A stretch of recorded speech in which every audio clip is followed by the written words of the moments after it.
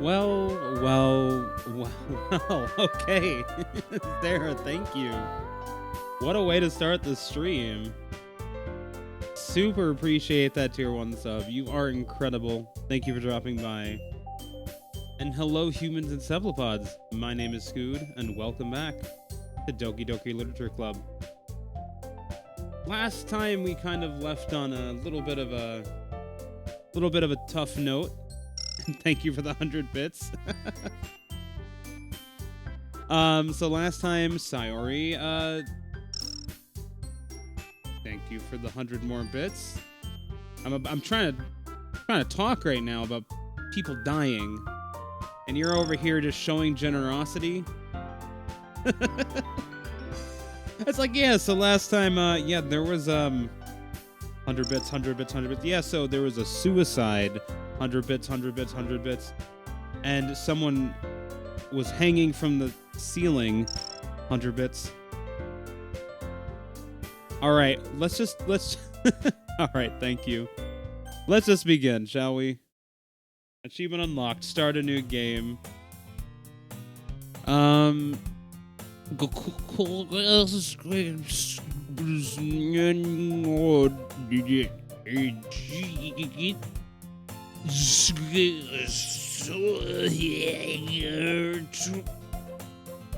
see an annoying girl running toward me from the distance, waving her arms in the air like she's totally oblivious to any attention she might draw to herself. That girl is my neighbor and good friend since we were children.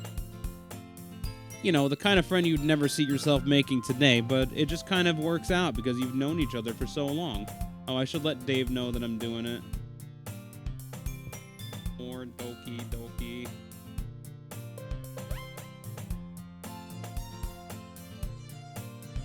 We used to walk to school together on days like this, but starting around high school, she would oversleep more and more frequently, and I would get tired of waiting up. But if she's going to chase after me like this, I almost feel better off running away.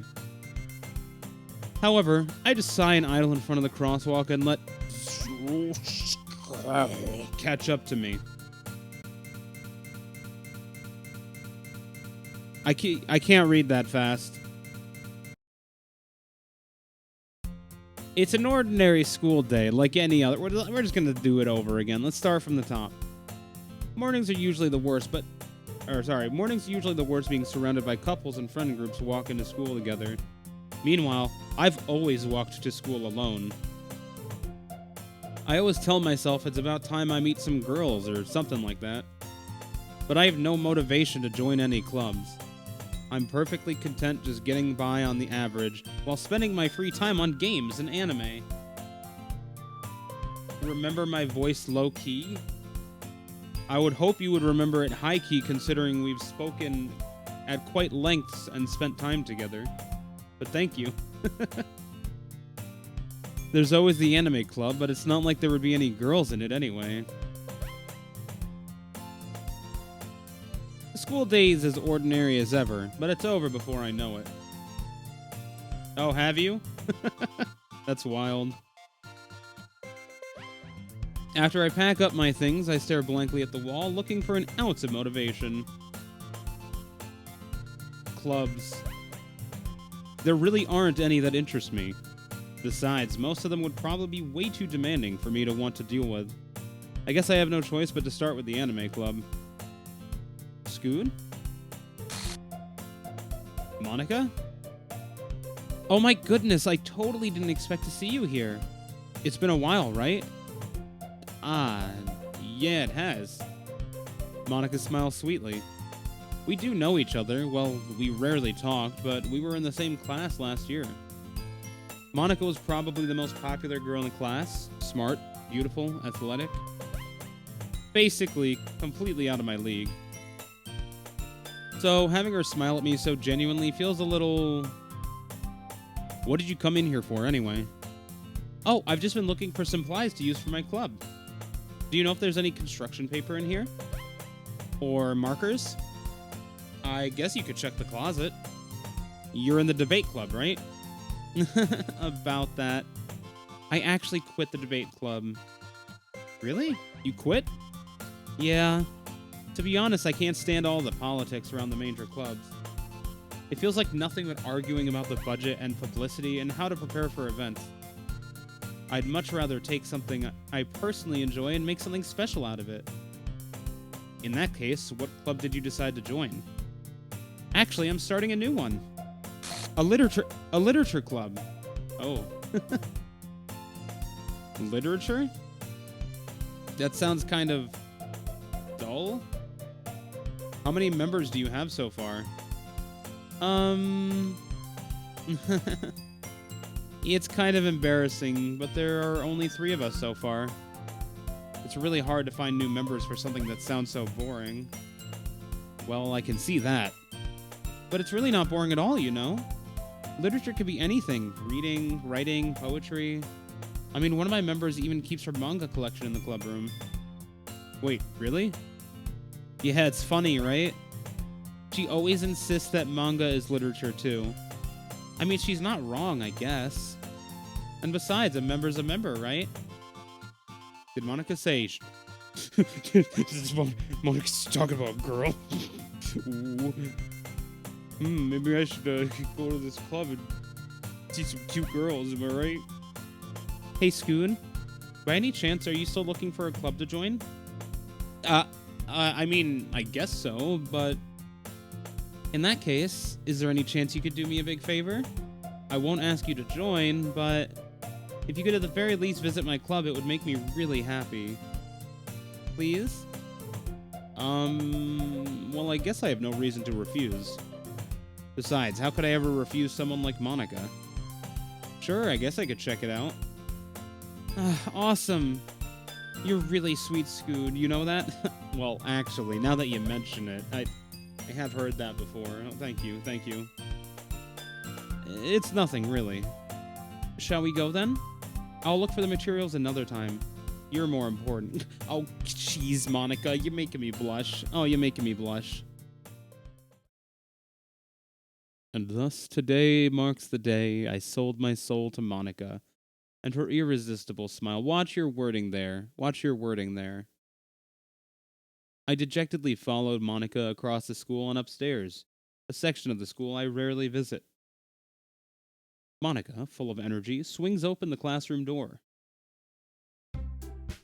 Oh, she's very excited to be back. You guys, she was so excited. And I brought a guest with me. A guest? Seriously? You brought a boy? Way to kill the atmosphere. Don't be mean, Natsuki. But anyway, welcome to the club, Scoon. All words escape me in this situation. This club is full of incredibly cute girls. So, let me guess. You're Monica's boyfriend, right? What? No, I'm not. Natsuki, the girl with the sour attitude whose name is apparently Natsuki, is one I don't recognize. Her small figure makes her look like a first-year student. Anyway, this is Natsuki, energetic as usual. And this is Yuri, the vice president. It's nice to meet you. Yuri, who appears comparably more mature and timid, seems to have a hard time keeping up with someone like Natsuki. Yeah, it's nice to meet both of you. So, I ran into Scoot in a classroom and he decided to come check out the club. Isn't that great? Wait, Monica, didn't I tell you to let me know in advance before you brought anyone new? I was going to, well, you know. Sorry. I didn't forget that, but I just happened to run into him. In that case, I should at least make some tea, right? Yeah, that would be great. Why don't you come sit down, Scoot? The girls have a few desks arranged to form a table. Yuri walks to the corner of the room and opens the closet. Meanwhile, Monica and Natsuki sit across from each other. Oh, this is so pleasant. And everyone's here, too. This is perfect. Still feeling awkward, I take a seat next to Monica. So, I know you didn't really plan on coming here, but we'll make sure you feel right at home, okay? As president of the Literature Club, it's my duty to make the club fun and exciting for everyone. I'm surprised there aren't more people in the club yet. It must be hard to start a new club. You could put it that way. Not many people are very interested in putting out all the effort to start something brand new. Yo, welcome in, Sloth. Good to see you, buddy. How's it been going? Especially when it's something that doesn't grab your attention, like literature. You have to work hard to convince people that you're both fun and worthwhile. But it makes school events like the festival that much more important. I'm confident that we can all really grow this club before we graduate. Right, Natsuki? Well, I guess. Natsuki reluctantly agrees. Yes, this really nice and cozy, family-friendly, Christian anime visual novel about cute girls going about their daily lives at this very friendly, enriching literature club where nothing wrong happens ever. I'm glad you're here just in time for us to... We just joined the club, you know, everyone seems really, really great. There's me, there's Monica, and Natsuki, and Yuri. Everyone is here. It's wonderful. I love this. Such different girls, all interested in the same goal. Me. Wait, hold on. Sorry, I'm getting ahead of myself. Monica must have worked really hard to find these two. Yuri returns to the table, carrying a tea set. She carefully places a teacup in front of each of us before setting down the teapot in the middle. You keep a whole tea set in this classroom? Don't worry, the teachers gave us permission. After all, doesn't a hot cup of tea help you enjoy a good book? I actually don't read. I'm sorry, Yuri. I actually don't know why I'm even here right now. I mean, Monica smiled at me. That's pretty much it. I don't like books. Sorry. Don't let yourself get intimidated. Yuri's just trying to impress you. That's not... Insulted, Yuri looks away. I meant that, you know. I believe you. Well, tea and reading might not be a pastime for me, but I at least enjoy tea. I think we've been over this already. I'm getting deja vu right now. I distinctly remember saying I'm not a huge fan of tea either. Nah, I must be imagining it. No, this is my first time here. I'm glad. Yuri faintly smiles to herself in relief. So, Scoot, what kind of things do you like to read? Well, considering how little I've read these past few years, I don't really have a good way of answering that. Manga? I mutter quietly to myself, half joking. Nope, full send that shit. Natsuki's head suddenly perks up. It looks like she wants to say something, but she keeps quiet. Not much of a reader, I guess. Well, that can change. I mean, you got some pretty good motivation right in front of me here. Wink, wink. What am I saying? I spoke without thinking after seeing Yuri's sad smile. Anyway, what about you, Yuri? Let's see. Yuri traces the rim of her teacup with her finger. My favorites are usually novels that build deep and complex fantasy worlds. The level of creativity and craftsmanship behind them is amazing to me, and telling a good story in such a foreign world is equally impressive. Yuri goes on, clearly passionate about her reading. She seems so reserved and timid since the moment I walked in, but it's obvious by the way her lights up that she finds comfort in the world of books, not people. But, you know, I like a lot of things. Stories with deep psychological elements usually immerse me as well. Isn't it amazing how a writer can so deliberately take advantage of your own lack of imagination to completely throw you for a loop? Anyway, I've been reading a lot of horror lately. Ah, I read a horror book once. I desperately grasped something I can relate to at the minimal level. One moment. Okay. At this rate, Yuri might as well be having a conversation with a rock. I'd expect that from you, Yuri. It suits your personality. Oh, is that so? Really, if a story makes me think or takes me to another world, then I really can't put it down. Surreal horror is often very successful at changing the way you look at the world, if only for a brief moment. Ugh, I hate horror. Oh, why's that? Well, Natsuki's eyes dart over to me for a split second. Never mind. That's right, you usually like to write about cute things, don't you, Natsuki? What? What gives you that idea? You left a piece of scrap paper behind last club meeting. It looked like you were working on a poem called... Don't say it out loud! and give that back. Fine, fine.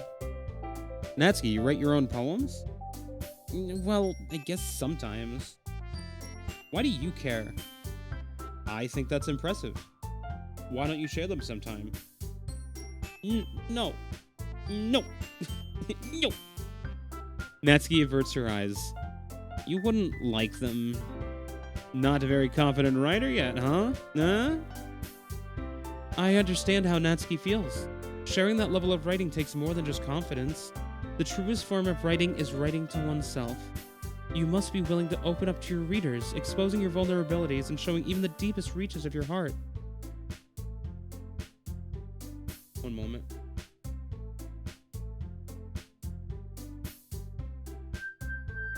I just have to respond to something.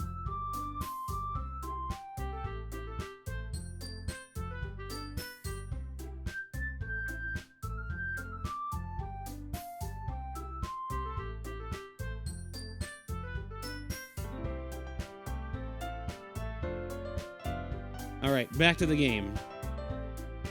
Do you have writing experience too, Yuri? Maybe if you share some of your work, you can set an example and help Natsuki feel comfortable enough to share hers. I guess it's the same for Yuri. We all sit in silence for a moment. Hey, I just got an idea. How about this? Natsuki and Yuri look quizzically at Monika. Let's all go home and write a poem of our own. Then next time we meet, we'll all share them with each other. That way everyone is even.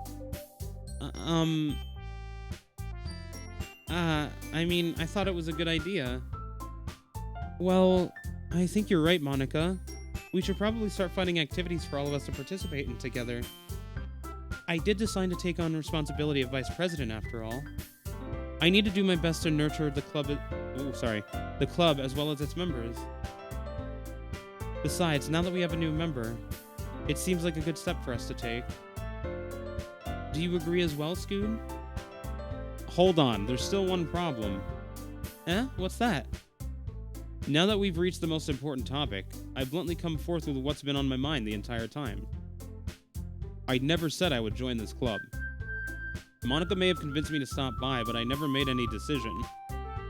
I still have other clubs to look at, and, I lose my train of thought. All three girls stare back at me with dejected eyes. But, I'm sorry, I thought... The girls exchange glances before Monika turns back to me. I guess I need to tell you the truth, Scoon. The thing is, we don't have enough members yet to form an official club. We need 4. And I've been trying really, really hard to find new members. And if we don't find one more before the festival, I'm defenseless against these girls. How am I supposed to make a clear-headed decision when it's like this? I would feel terrible for letting everyone down in this situation. And besides, the club itself seems pretty relaxed.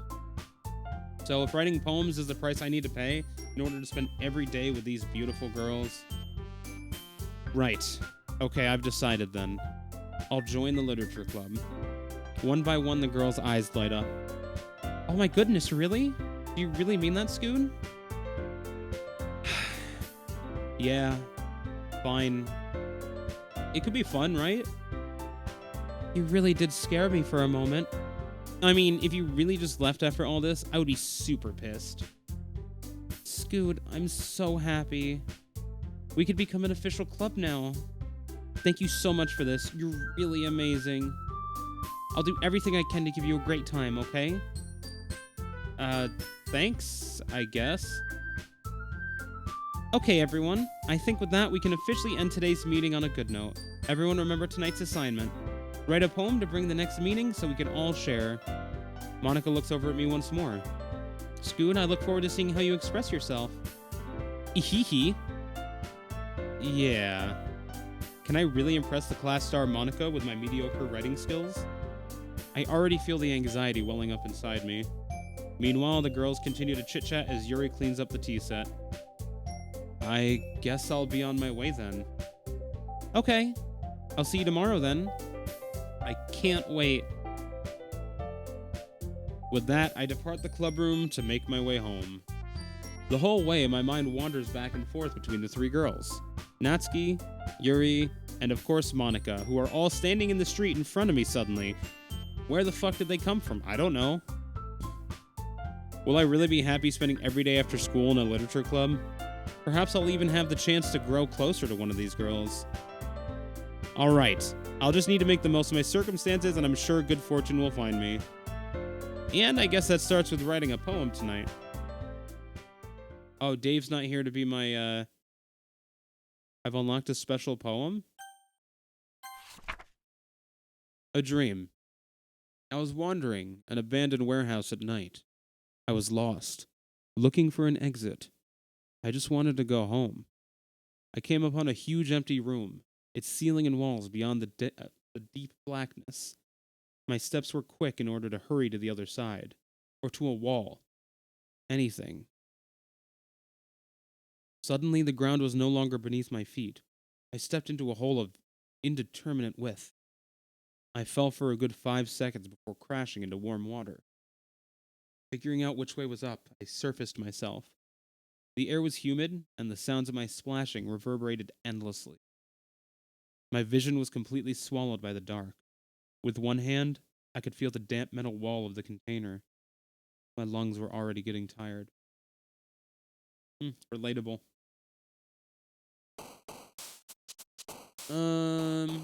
Promise.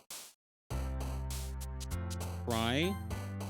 Massacre, Summer, Parfait, Fester, Vitality, Silly, Destiny, Passion, Anime, Tenacious, Cheer, Dance, Alone, Afterimage, Meager, Starscape, Fun, Vanilla. Wait, who the fuck is that? I don't recognize that character. Oh, that was weird. I wonder why that popped up. Hi again, Scoon. Glad to see you didn't run away on us. Nah, don't worry. This might be a little strange for me, but I at least keep my word. Well, I'm back at the literature club.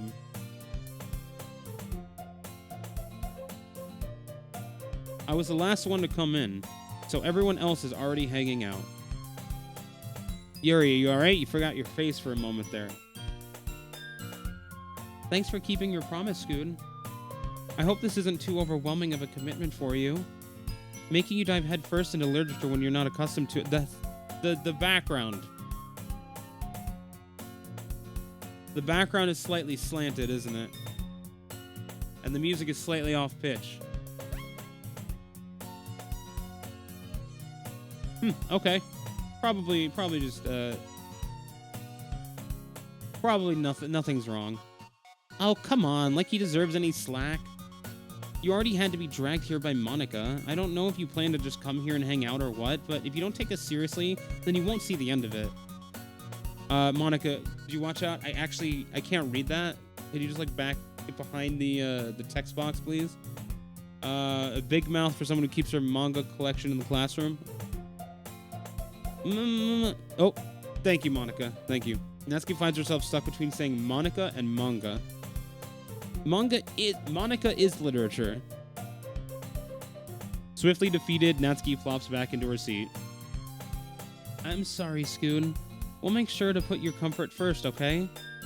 Yuri shoots Natsuki with a disappointed glance. Anyway, now that you're in the club and all, perhaps you might have interest in picking up a book to read? Well, I can't really say no either way. Like you said, I'm in this club now, so it only feels right for me to do something like that if you ask. Wait, I didn't mean it like that. If you don't really want to, then forget I said anything, I guess. Oh, no, it's not that, Yuri. I want to try to be a part of this club. So even if I don't read often, I'd be happy to pick up a book if you wanted me to. Are you sure? I just felt like, well, as vice president and all, that I should help you get started on something you might like. Yuri reaches into her bag and pulls out a book. I didn't want you to feel left out, so I picked out a book that I thought you might enjoy. It's a short read, so it should keep your attention even if you don't usually read. And we could, discuss it if you wanted. How is this girl accidentally being so cute? She even picked out a book she thinks I'll like despite me not reading much. Yuri, thank you. I'll definitely read this. I say, kind of packing it into the back of my backpack, just like, definitely, absolutely. The moment I get the opportunity, I will be reading it. I enthusiastically take the book and jam it in my backpack. Ooh. Well, you can read it at your own pace. I look forward to hearing what you think. Oh, the background's back to normal. Okay. Now that everyone's settled in, I expected Monica to kick off some scheduled activities for the club. But that doesn't seem to be the case. Yuri's face is already buried in a book. I can't help but notice her intense expression, like she was waiting for this chance. Meanwhile, Natsuki's rummaging around in the closet. I'm really curious to talk to Yuri a little bit more, but at the same time I would feel bad for distracting her from reading. Catch a glimpse of the cover of her book. It looks like the same book that she lent to me. More than that, she seems to be on the first few pages. Ah. Crap. I think she noticed me looking at her. She sneaks another glance at me and our eyes meet for a split second. But that only makes her hide her face deeper in her book. Sorry. I was just spacing out. I mutter this, sensing I made her uncomfortable. Oh, it's fine. If I was focused, then I probably wouldn't have noticed in the first place. But I'm just rereading a bit of this, so... That's the book you gave me, right? Mm-hmm. I wanted to reread some of it. Not for any particular reason. Just curious how come you have two copies of the same book.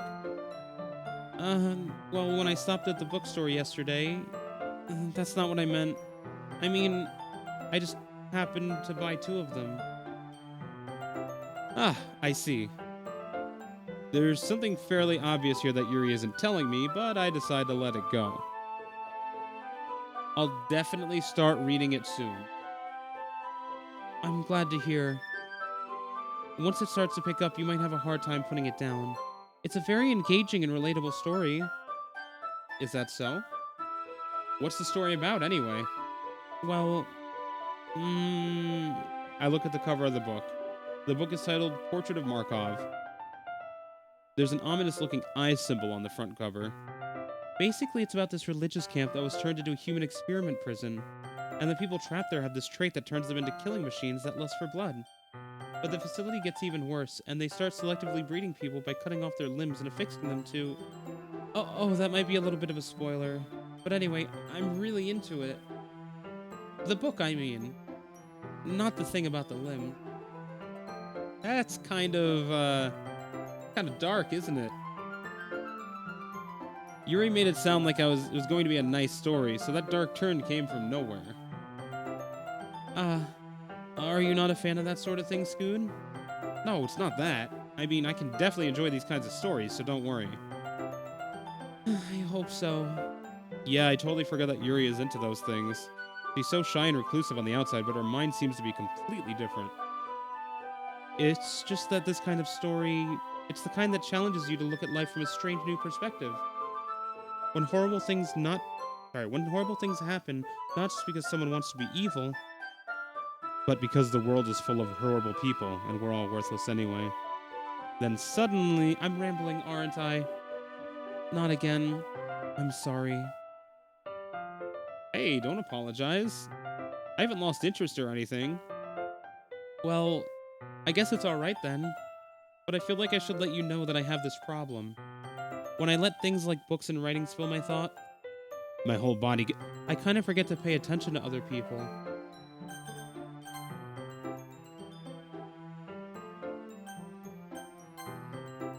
So I'm sorry if I end up saying something strange. No, it's fine. I just didn't get a chance to fully read what was said there.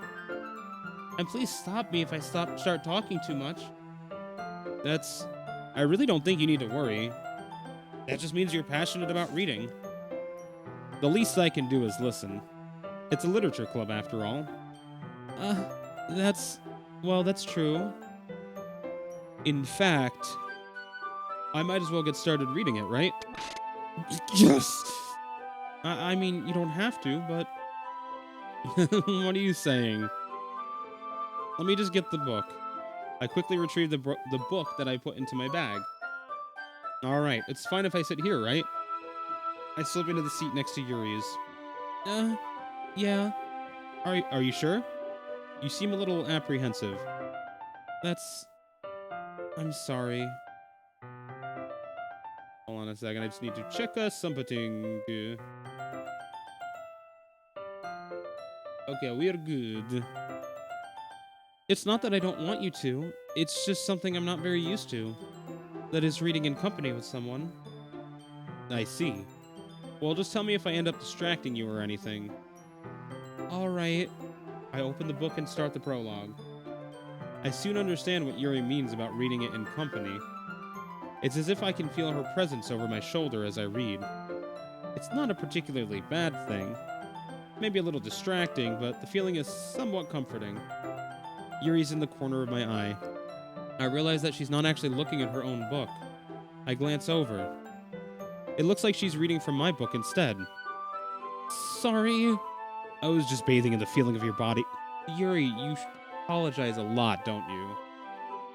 I do? I don't really mean to. Sorry. I mean... Here, this should work, right? I slide my desk until it's up against Yuri's and hold my book more between the two of them. I suppose so. Yuri timidly closes her own copy. Once we each lean in a little bit, our shoulders are almost touching. It feels like my left arm is in the way, so instead I use my right hand to hold the book open. Now, I guess that makes it kind of difficult to turn the page. Here. Yuri takes her left arm and holds the left side of the book between her thumb and forefinger. I do the same with my right arm on the right side of the book. That way I turn a page and Yuri slides it under her thumb after it flips to her side. But in holding it like this, we're huddled even closer together than before. It's actually kind of distracting me. It's as if I can feel the warmth of Yuri's face and she's in the corner of my vision. Are you ready? Huh? To turn the page. Oh, sorry. I think I got a bit distracted for a second. I glance over at Yuri's face again, and our eyes meet. I don't know how I'd be able to keep up with her. That's okay. You're not as used to reading, right? I don't mind being patient if it takes you a bit longer. It's probably the least I can do, since you've been so patient with me. Yeah, thanks. We continue reading. Yuri no longer asks me if I'm ready to turn the page. Instead, I just assume that she finishes the page before me, so I turn it by my own volition. We continue the first chapter in silence. Even so, turning each page almost feels like an intimate exchange. My thumb gently letting go of the page, letting it flutter over to her side as she catches it under her own thumb. Hey, Yuri. This might be a silly thought, but the main character kind of reminds me of you a little bit. No, I don't relate to this character at all. Definitely not. Really? I was just thinking the way she second guesses things she says and all that. That's what you were talking about. Sorry. I thought you meant something else about her. Something else? Never mind. We didn't even get that far yet. So I don't know why that came into my head. Yuri, are you feeling alright? Huh? Yuri's been a little fidgety ever since we started reading. You can rest if you're feeling sick or something. Your breathing's a little... Am I breathing? Yuri puts her hand down her chest, as if to feel her heartbeat. I didn't even notice. Anyway, I'm fine. I just need some water. Alright. Don't push yourself. Anyway. Good reminder. Hydration, everyone. Everyone hydrate.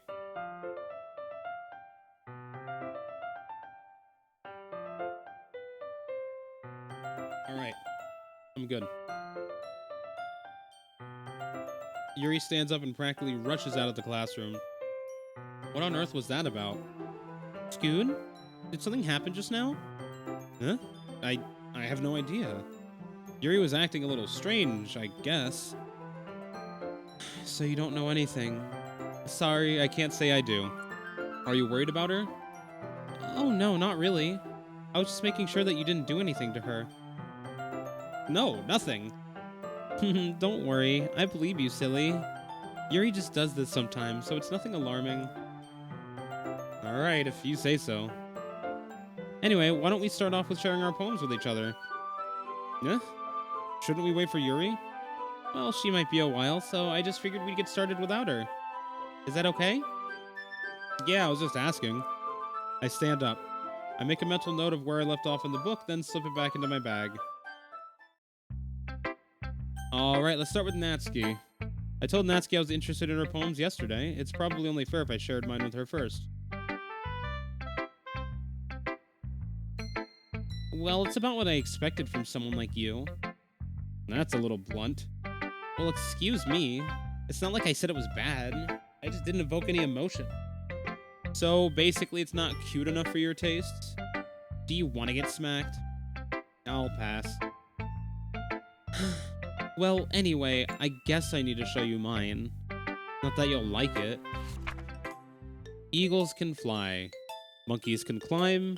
Crickets can leap. Horses can race. Owls can seek. Cheetahs can run. Eagles can fly. People can try. That's about it. Yeah, I told you weren't gonna like it. I like it. What? Just be honest. I am.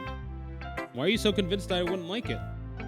Well, because everyone in high school thinks that writing has to be all sophisticated and stuff. So people don't even take my writing seriously. But isn't the point of poems for people to express themselves? Your writing style wouldn't make your message any less valid. Yes, exactly. I like it when it's easy to read, but it hits you hard.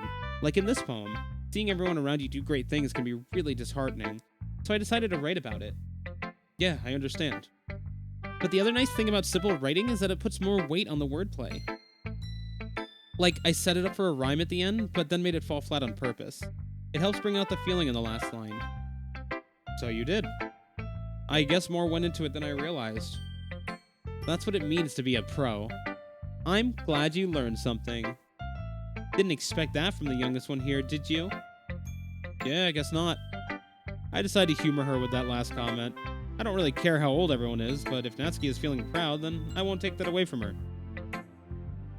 Alright, time for Monica. Hi, Scoot.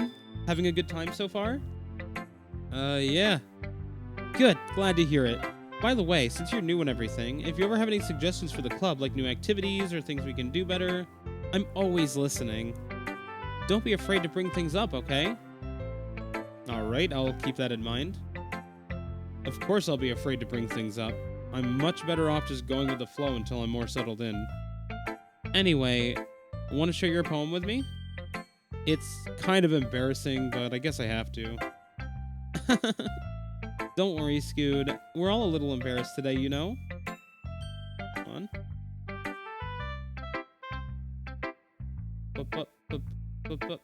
Okay, never mind. Nothing important. But it's that sort of barrier that we'll all learn to get past soon. Yeah, that's true. I hand Monica my poem. Great job, Scoot. I was going ooh in my head while reading it. It's really metaphorical. I'm not sure why, but I didn't expect you to go for something so deep. I guess I underestimated you. It's easiest for me to keep everyone's expectations low. That way it always counts when I put in some effort. That's not very fair. Well, I guess it worked anyway. You know that Yuri likes this kind of writing, right? Writing that's full of imagery and symbolism. Sometimes I feel like Yuri's mind is totally detached from reality. I don't mean that like it's a bad thing, though. But sometimes I get the impression that she's just totally given up on people. She spends so much time in her own head that it's probably a much more interesting place for her. But that's why she gets so happy when you treat her with a lot of kindness. I don't think she's used to being indulged like that. She must be really starved for social interaction, so don't blame her for coming on a little strongly. Like earlier, I think if she gets too stimulated, she ends up withdrawing and looking for alone time. Suddenly the door opens. Yuri! I'm back. Did I miss anything? Not really. Well, we all started sharing our poems with each other. Eh? Already? I'm sorry for being late. No need to apologize. We still have plenty of time, so I'm more glad that you took all the time you needed. Alright. Thanks, Monica. I suppose I should go get my poem now. Anyway, do you want to read my poem now? Don't worry, I'm not very good. You sound pretty confident for someone who claims to be not very good. Well, that's because I have to sound confident. That doesn't mean I always feel that way, you know? I see. Well, let's read it then. Hole in the wall. But he wasn't looking at me. Confused, I frantically glance at my surroundings, but my burned eyes can no longer see color. Are there others in the room? Are they talking? Or are they simply poems on flat sheets of paper? The sound of frantic scrawling playing tricks on my ears? The room begins to crinkle, closing in on me. The air I breathe dissipates before it reaches my lungs. I panic. There must be a way out. It's right there. He's right there. Swallowing my fears, I brandish my pen. So, what do you think? It's very free form, if that's what you call it. Sorry, I'm not really the right person to ask for feedback. It's okay. Yeah, that kind of style has gotten pretty popular nowadays.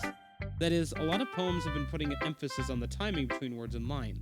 When performed out loud, it can be really powerful. What was the inspiration behind this one? Well, I'm not sure if I know how to put it. I guess you could say that I had some kind of epiphany recently. It's been influencing my poems a bit. An epiphany? Yeah, something like that. I'm kind of nervous to talk about deep stuff like that because it's kind of coming on strongly. Maybe after everyone is better friends with each other. Anyway, here's Monica's writing tip of the day. Sometimes when you're writing a poem or a story, your brain gets too fixated on a specific point. If you try so hard to make it perfect, then you'll never make any progress. Just force yourself to get something down on paper, then tidy it up later. Another way to think about it is this. If you keep your pen in the same spot for too long, you'll just get a big dark puddle of ink. So move your hand and go with the flow. That's my advice for today, and that's really good advice for any kind of content creation or any kind of like creative avenues. Is like, don't think too much on like the perfectionism of it. Just get something out there. Like for me with videos, the big thing is like, you know, you want to upload videos, you want to get them out there, and like, yeah, you want them to be good, but if you spend too much time trying to make them perfect, you just end up not having anything published, and then you don't have a channel, you know? Just do it. Just get it out there. Have fun with it. And don't dwell too much. Really solid advice. Who should I show my poem to next? Of course, Yuri's the last one. Let's go. As Yuri reads the poem, I notice her eyes lighten. Exceptional. Huh? What was that? Did I say that out loud? Yuri first covers her mouth, but then ends up covering her whole face. He's going to hate me. You really didn't do anything wrong, Yuri. Huh? Welcome in, Ava. Hope you're having a scootiful day. Thank you for the follow. I guess you're right. What am I getting so nervous for? Yuri takes a breath. So, what kind of writing experience do you have? Your use of imagery and metaphors indicates you've written a lot of poetry before. Really? Wow, that's a huge compliment coming from you. This is actually my first time, really. Huh? Yuri stares at me blankly, then looks at my poem again. Well, I know that. I just meant, Yuri trails off, unable to find an excuse. She traces her finger along the words in the poem, as if breaking it down more thoroughly. Yeah. Okay. This is the reason I was able to tell. It's just that there are specific writing habits that are usually typical of new writers, and having been through that myself, I kind of learned to pick up on them. I think the most noticeable thing I recognize in new writers is that they try to make their style very deliberate. In other words, they tend to pick a writing style separate from the topic matter, and they form-fit the two together. The end result is that both the style and the expressiveness are weakened. Once Yuri finds her train of thought, it's as if her demeanor totally changes. Her stammering is completely gone, and she sounds like an expert. Of course, that's not something you can be blamed for. There are so many different skills and techniques that go into writing even a simple poem. Not just finding them and building them, but getting them to work together is probably the most challenging part. It might take you some time, but it all comes with practice and learning by example and trying new things. I also hope that everyone else in the club gives you valuable feedback. Natsuki can be a little bit biased, though. Biased? How? Well, never mind. I shouldn't be talking about people like that. Sorry. It's fine. I'm not sure if Yuri's apologizing to herself, to me, or to Natsuki. Do you mind if I read your poem now? Please do. I'd love to share my thought process behind it. Yuri smiles dreamily as if it's a rare opportunity for her. Which itself is kind of funny. After all, isn't this supposed to be a literature club? Ghosts under the light. The tendrils of my hair illuminate beneath the amber glow, bathing. It must be this one. The last remaining streetlight to have withstood the test of time. The last yet to be replaced by the sickening blue-green hue of the future. I bathe, calm, breathing air of the present, but living in the past. The light flickers. I flicker back. I'm sorry I have such terrible handwriting. What? I wasn't thinking that at all. But it took you a long time to... Actually, I read that pretty quickly. Hey, Redbeard, welcome in. How's it going, my friend? How's everything going? How was your freaking Final Fantasy? You streamed it when I was, like, extremely tired and headache. Otherwise, I would have dropped by. But how did it go? How was the Moguri mod? Well, I just don't read script very often. I actually think your handwriting is pretty. Eh? That's a relief. Also, I liked the poem. Even though it's short, it was really descriptive. It wasn't too short. I usually write longer poems. Not at all. I'm really glad you like it. I'll be honest, since it's our first time sharing, I wanted to write something a little more mild. Something easy to digest, I suppose. Are you into ghosts, Yuri? Actually, the story isn't about a ghost at all, Scoot. Really? I must have totally missed the point. I'm glad you like it. Yeah, I put auto shoutouts for all my favorite people. So, there you go. Well, I suppose you did only glance over it after all. But remember that poets often express their thoughts, feelings, and experiences in their work. They usually do more than tell a simple story or paint a picture. In this case, perhaps the subject of the poem is only being symbolically compared to a ghost, lingering in her last remaining place of comfort, unable to let go of the past, and soon to be left with nothing. That's a lot more solemn, putting it that way. I hadn't even thought of that. That's impressive. Eh? It's nothing, really. Yours was impressive too, so... Nah. If anything, I could probably learn a thing or two from you. You think so? You should have Beatrix in your party soon. Oh man, that's dope. That's so cool that you found that. Congratulations. I'm glad it bleh. Can't speak. I'm glad it went well though.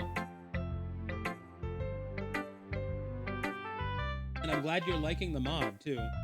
Doesn't it totally change like everything? Like it's subtle enough too. Oh, they gave her dialogue and everything? Oh, that's super cool. You know, I was really nervous about doing all this, but in the end, I enjoyed it.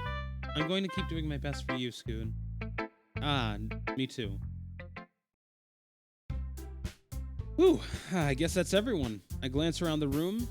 That was a little more stressful than I anticipated. It's as if everyone is judging me for my mediocre writing abilities. Even if they're just being nice.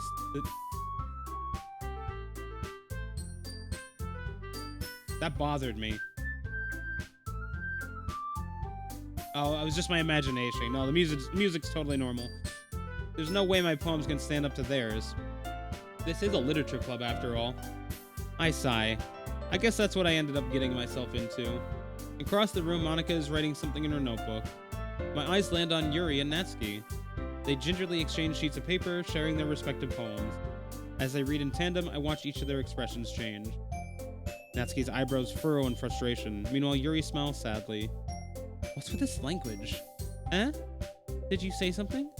Oh, it's nothing. Natsuki dismissively returns the poem to the desk with one hand.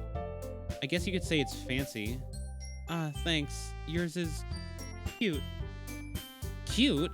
Did you completely miss the symbolism or something? It's clearly about the feeling of giving up. How can that be cute? I know that. I just meant the language, I guess. I was trying to say something nice. Eh? You mean you have to try that hard to come up with something nice to say? Thanks, but it really didn't come out nice at all. Well, I do have a couple suggestions. If I was looking for suggestions, I would have asked someone who actually liked it. Which people did, by the way. Monica liked it, and Scoot did too. So based on that, I'll gladly give you some suggestions of my own. First of all, excuse me, I appreciate the offer, but I've spent a long time establishing my writing style. I don't expect it to change anytime soon, unless of course I come across something particularly inspiring. Which I haven't yet. And Scoot liked my poem too, you know. He even told me he was impressed by it. Natsuki suddenly stands up. Oh boy, not this again. Oh, I didn't realize you were so invested in trying to impress our new member, Yuri. That's not what I... you're just... Yuri stands up as well. Maybe you're just jealous that Scoot appreciates my advice more than he appreciated yours. And how do you know he didn't appreciate my advice more? Are you that full of yourself? No, if I was full of myself, I would deliberately go out of my way to make everything I do overly cutesy. Well, you know what? I wasn't the one whose boobs magically grew a size bigger as soon as Scoot started showing up. Natsuki, that's a little... This doesn't involve you. Taking out your own insecurities on others like that, you really act as young as you look, Natsuki. Me? Look who's talking, you want to be edgy bitch. Edgy? Sorry that my lifestyle is too much for someone of your mental age to comprehend. See? Just saying that proves my point. Most people learn to get over themselves after they graduate middle school, you know. If you want to prove anything, then stop harassing others with your sickening attitude. You think you can counterbalance your toxic personality just by dressing and acting cute? The only cute thing about you is how hard you try. Whoa, be careful or you might cut yourself on that edge, Yuri. Oh, my bad. You already do, don't you? Did you just accuse me of cutting myself? What the fuck is wrong with your head? Yeah, go on. Let Scoot hear everything you really think. I'm sure he'll be head over heels for you after this. Suddenly Yuri turns toward me as if she just noticed I was standing there.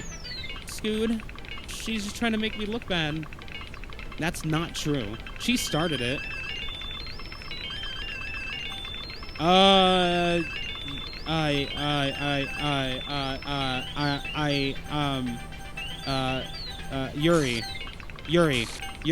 Yuri, Natsuki, Yuri, Natsuki. Monica. Okay, that's the choice I wanted to make. All right, what can I do for you, Monica? You're a little close. Could you back up a little? Could you back up a little? Could you? You're in front of the. Hey, Monica, you're in front of the text box again. Could you get? Hey, Scoot. Why don't we step outside for a little? Monica, how did you do that with your text? How? Okay. Okay. Sorry about that. They really shouldn't have tried to get you involved. It's probably better for us to stay out of this. We'll go back inside once they're done yelling. How has my stream been going tonight so far? It's going pretty good. Game's fun. Been a little quiet here. We just been vibing and reading. But yeah, no, I'm having a good time playing through this game again. Some president I am, right? I can't even confront my own club members properly. I just wish I was able to be a little more assertive sometimes. But I never have it in me to put my foot down against others. You understand, right? Anyway, if this makes you want to spend less time with the others, then that's fine. I'd be happy to spend time with you instead. Suddenly, Natsuki runs out of the classroom. She quickly runs away.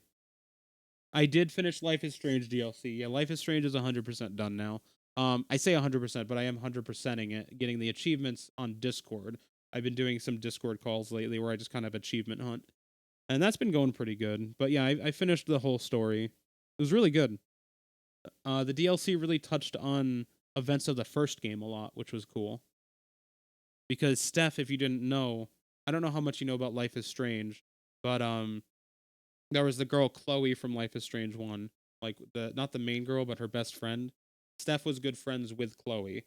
So depending on how you ended the first game, the DLC has some different interactions. Oh dear.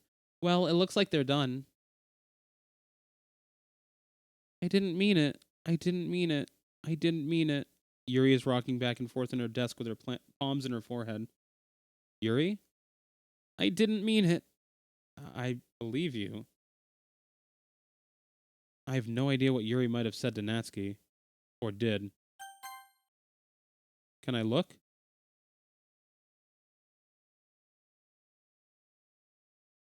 That would be that would have been cool if they put it in the history right there. As like a little hidden Easter egg. Scoot, please don't hate me. Please. I'm not like this. There's something wrong with me today. It's fine, Yuri. We know you didn't mean it. Besides, I'm sure Natsuki will forget all about it by tomorrow. Completely.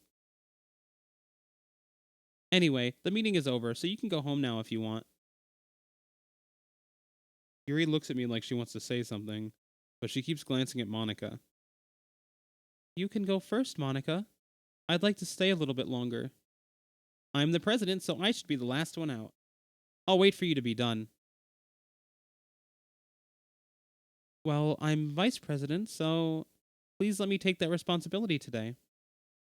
It kind of sounds like you don't want me around for something, Yuri. It's not that. It's not that. I didn't get much of a chance to discuss my book with Scoot, and it would just be embarrassing with you listening. I guess I don't really have a choice, do I? I'm sorry for causing trouble, but I really All right, back to making poems. Man, what a great evening I had right there, discussing books with Yuri. Oh wait, did we end up doing that? I can't really remember. My memory after I left the club is just kind of fuzzy for some reason. Oh well, that's fine. I'm gonna write a poem so good that Yuri is gonna love it because she's trying her best, you know? Let's see if I can make the perfect poem for her. And then I should get an achievement for that too. I just got to get the big words in here. Tragedy, contamination, universe,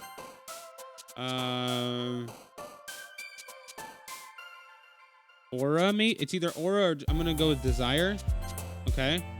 Existence, misfortune, intellectual. Oh, strawberry is a big... Nope. See, it almost caught me because it's a big word.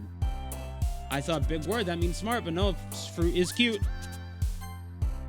Vitality, entropy, misery, destiny, climax, maybe? And philosophy.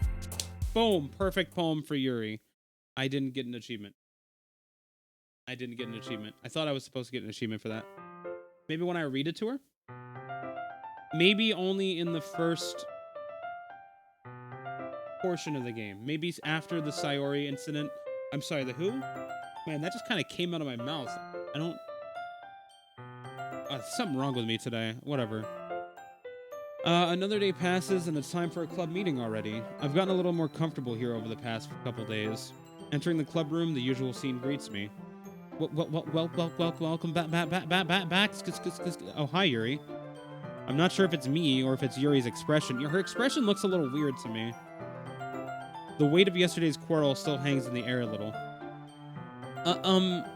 Yuri glances over her shoulder, looking around the room. Natsuki's reading manga at a desk, and surprisingly, Monica isn't here yet. Suddenly, Yuri takes my arm and pulls me to the corner of the room. About yesterday, I really need to apologize. Nothing like that has ever happened before. And something just came over me, I guess. I wasn't acting mentally sound. Please don't think we're usually like this. Not just me, but Natsuki as well. Yuri, I'm happy that you were considerate and apologized. No, I haven't seen Squid Game at all, Redbeard. This will be complete fresh experience from episode 1 onwards.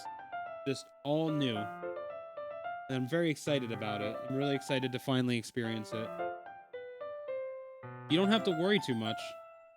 Even though I've only been here a couple days, I could tell something was off yesterday. Maybe we were just a little extra sensitive because it was our first time sharing poems. But whatever it was, it didn't make me think any less of you. I had already decided that there's no way you can be a bad person. The original Korean? Maybe? Probably? Isn't the English dub like really awful? Like, my intention was to just watch it the original way. But I've seen clips of the English dub being just absolutely abysmal. And that does make me kind of curious. Maybe for a rewatch, I'll watch it with the English dub. Yeah. Now we're watching the original Korean. I'll be honest with you, I didn't realize the whole show was in Korean. I knew it was a Korean show. I just didn't realize the whole show was also in Korean. I guess that makes sense. And I'm fine with that, and I'm fine with reading subtitles. I mean, I am a weeb after all, but just wasn't expecting it for some reason. Now that you're apologizing, I know you really didn't mean it. Scoot, don't say those kinds of things so frankly. They make me a little too happy. I'm really glad that you're such an understanding person, and I'm really glad that you joined this club. Everything's a bit brighter with you around, and... sorry, what am I saying right now? Hey, have you guys seen Monica? No, I haven't. I was also kind of wondering where she was. Man, Yuri, I'm guessing you haven't either. So I know the gist of Squid Game. I know the synopsis of it. I vaguely know, like, what all of the games in Squid Game are. I know that it's gruesome. I know that a lot of people die. I don't know the specifics of it, though. Like, I know who the main character is by appearance, but I don't know, like, anything about him. I have not watched Parasite either. I know I should do that, too. Yuri is clearly taken aback by how calmly Natsuki is addressing her. No, I haven't. Geez, this isn't like her at all. I know it's stupid, but I can't help but worry a little bit. What? Why are you looking at me like that? Natsuki, about yesterday. Stop everything and watch that movie? What, Parasite? Alright, bet. Thank you all for dropping... No, just kidding. Just stop everything. Straight to it. Let's go. I promise I didn't mean any of the things I said. And I'll do my best to stay under control from now on. So, Yuri, what the heck are you talking about? Did you do something yesterday? Eh? Jeez. Whatever's on your mind, I'm sure it was nothing. I don't even remember anything bad happening. You're the kind of person who worries too much about the little things, aren't you? But... Mabel Sailcloth's blind sight, lifelong and non-receptibility faultlessly offered Malacia Nade Catholic. I'll accept your apology anyway, if it helps you feel better about it. Besides, it's kind of nice to hear, since I was always afraid you secretly hated me or something like that. Also, Natsuki, that sounded an awful lot like the poems that I write. Kind of fucked up that you're plagiarizing me. This part right here, the sailcloth blindsight, that is literally word for word probably one of the poems that I have written for this game. No, not at all. I don't hate you. Well, you're kind of weird, but I don't hate you either. Natsuki turns to me. You're still on trial, though. Hey. Suddenly the door swings open. Sorry, I'm super sorry. Aw, there you are. I didn't mean to be late. I hope you guys weren't worried or anything. Nah. Well, Natsuki was. I was not. What took you so long anyway? Well, my last period today was study hall. To be honest, I kind of just lost track of time. That makes no sense, though. You would have heard the bell ring at least. I must have not heard it since I was practicing piano. Piano? I wasn't aware you played music as well, Monica. Don't give me more credit than I deserve. I guess I've been practicing for a while, but I'm still not really good yet. Still, that must require a lot of dedication. I'm still impressed. Aw, well thanks, Yuri. You should play something for us sometime. That's... Monica looks at me. Well, I am working on writing a song, but it's not quite done yet. Maybe once I get a little bit better, I will. That sounds cool. I look forward to it. Is that so? In that case, I won't let you down, Scoon. Monica smiles sweetly and erases the other two from existence also. Just butts them aside with her butt. I didn't mean any pressure or anything like that. Don't worry. I was hoping that I could share it with you anyway. I guess that's why I've been practicing so much recently. I see. I'm not sure if Monica was referring to the whole club or just me. In that case, best of luck. Thanks. So I didn't miss anything, did I? Not really. I choose not to bring up anything that the three of us talked about. Besides, Natsuki has already run off into the closet. Scoon, since your compliments put me in a good mood, I was wondering if you'd like to spend some time together today. I mean, in the club. Yeah, definitely. I planned on it anyway. Okay. Can we start now? Let's find a place to sit. I'm being a little forceful, aren't I? I'm sorry. My heart just won't stop pounding for some reason. Don't worry about it. If anything, it's nice to see you having so much energy. Yeah, but I need to try to calm down. I won't be able to focus on reading like this. Take your time. Yuri takes a deep breath, then pulls a copy of the book out of her bag. Actually, I have a request. Do you mind if I make some tea first? Not at all. Thanks very much. If there's one thing that can make my reading time here any better, it's a nice cup of tea. Not to mention for yourself as well. Yuri stands up and makes her way to the closet. I follow and watch as she retrieves a small water pitcher from the shelf, the kind with a filter inside. Can you hold this for a second? Sure. Yuri hands me the water pitcher and also fetches an electric kettle. I'm going to plug this in at the teacher's desk and then I'll go get some water. She walks past me and sets the kettle down on the teacher's desk. I simply watch her movements. To my surprise, the way she moves really contrasts with her speaking mannerisms. Especially because of her long legs, Yuri appears elegant and methodical. Okay, may I have the water pitcher? Thanks, I'll be right back. I might as well walk with you. That's okay, you stay here. It won't take long. Pitcher in hand, Yuri hurries out of the classroom. Did Yuri leave you again? No, it's not like that. It's not like that this time. She's just filling up water pitcher to make tea. And one moment, I just need to message someone.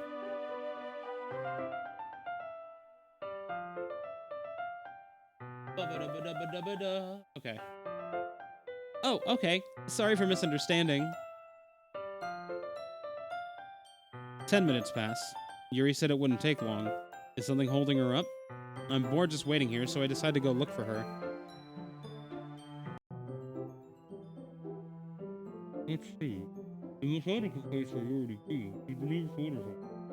It's still heading down the hallway.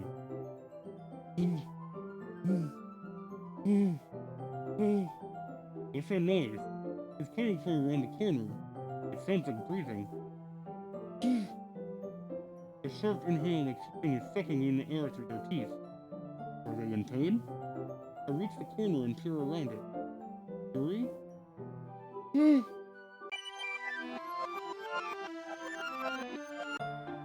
I'm back. Thanks for waiting patiently. Oh, Yuri's back. Man, that didn't take long at all. Scoot, do you like oolong tea? Yeah. Anything's fine. Very well. Yuri sets the temperature on the kettle to 200 degrees. Now it's time to get the teapot. You really do this properly, don't you? Of course. I shouldn't do any less when I'm making tea for others. Even if I'm not an expert on tea or anything? In that case, you'll only be more impressed. Perhaps I will. Yuri fetches the teapot and begins measuring the tea leaves. To my surprise, she even starts humming a little to herself. You must be in a good mood now. Is that so? I was letting it show, and you noticed. I was doing a bit of thinking, and I decided that I would try expressing myself a little bit more. It turns out it's not very hard for me to do, when it's you who's around anyway. Ah, that's great, Yuri. Just don't push yourself too much. You're always worrying about me, Scoot. It's very endearing. That's, Yuri wasn't kidding. I don't even know if I can keep up with this. I watch Yuri pour a cup of tea for each of us. Scoot, I have another request. Do you mind if we sit on the floor today? Why's that? It's a little bit easier on my back. I can read with my back up against the wall rather than bending over at my desk. Oh, sorry, I didn't realize. No worries. I just have back pain fairly regularly, so I do my best to manage it. Is that so? I wonder why that is.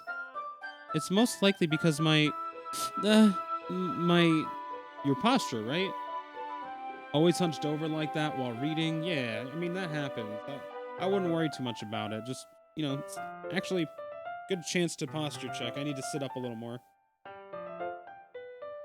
Yes, I have terrible reading posture. So that's why we should sit on the floor. Fair enough. I'll go ahead and get the book. I retrieve the book from my bag. I have some chocolate as well. It's a bag of small chocolate candies. I take it since it'll go well with the tea. Yuri and I then sit against the wall, teacups at our sides. As if in sync, we assume the same reading position as last time, each holding one half of the book. Except this time, our bodies are even closer to each other. I can't see too well. Yuri slides closer until our shoulders are touching. How am I supposed to focus on reading like this? Yuri was always kind of cute, but when she's being less apprehensive, it's almost more than I can handle. Your teacup. Yuri hands me my teacup. Holding it with my hand that's not holding the book, I end up in a position that makes it even harder to focus. Because now I need to worry about making sure I don't accidentally touch her chest. Meanwhile, Yuri hasn't noticed a single thing. She wears her intense reading expression, and I can only presume the world around her has faded away. I use all of my willpower to focus on reading. After a few minutes, I finally manage to relax a little. I put the teacup between my legs and fumble with the chocolate wrapper. Sorry. I briefly let go of the book to finish opening the wrapper. You can have as much as you want. Oh, that's okay. I won't take any. Are you sure? Well, if I touch it, then it might get smudges on the page.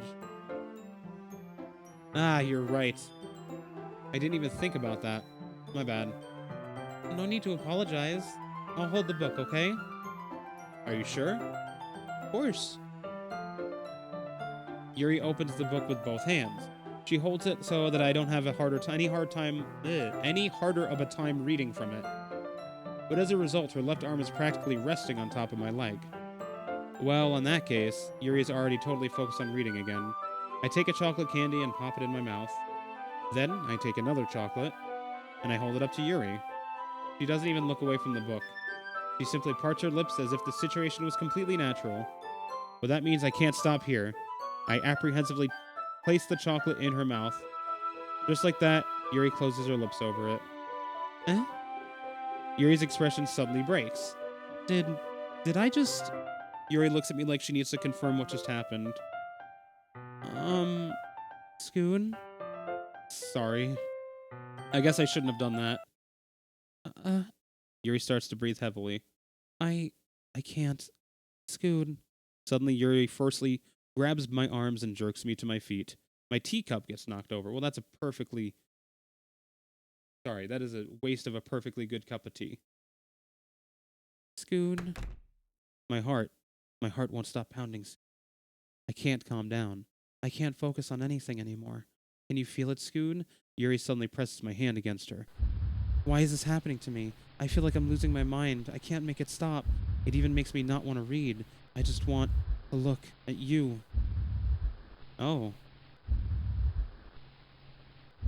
Those are some, you got some, beautiful eyes there.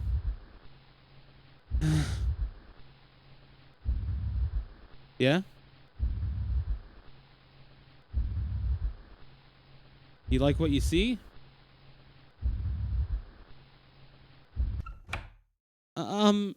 It's time to share poems. Oh, we were just having a staring contest, though. Come on, Monica. I liked your last one better. Really? Well, yeah, I can tell you were a little more daring with this one. But you're really not good enough for that yet. It fell flat. That may be true, but I just wanted to try something different. I'm still figuring this all out. Fair enough. You're still new to this, so I wouldn't expect you to find your style right away. I mean, everyone in the club writes really differently from each other. Maybe you'll find a little influence from all of us. For instance, I noticed that you were spending some time with Yuri today. Not that I care who you spend your time with. After all, I was taught never to expect anything from anybody. So it's not like I was waiting for you or anything. Still, you should at least look over my poem. You'll probably be able to learn something from it. Amy likes spiders. You know what I heard about Amy? Okay, is this the same as last time? Singing voice. I bet she likes spiders. Hurt my leg. Amy, yep, she likes spiders. It doesn't matter. It's gross. She's gross. The world's better off without spider lovers, and I'm gonna tell everyone.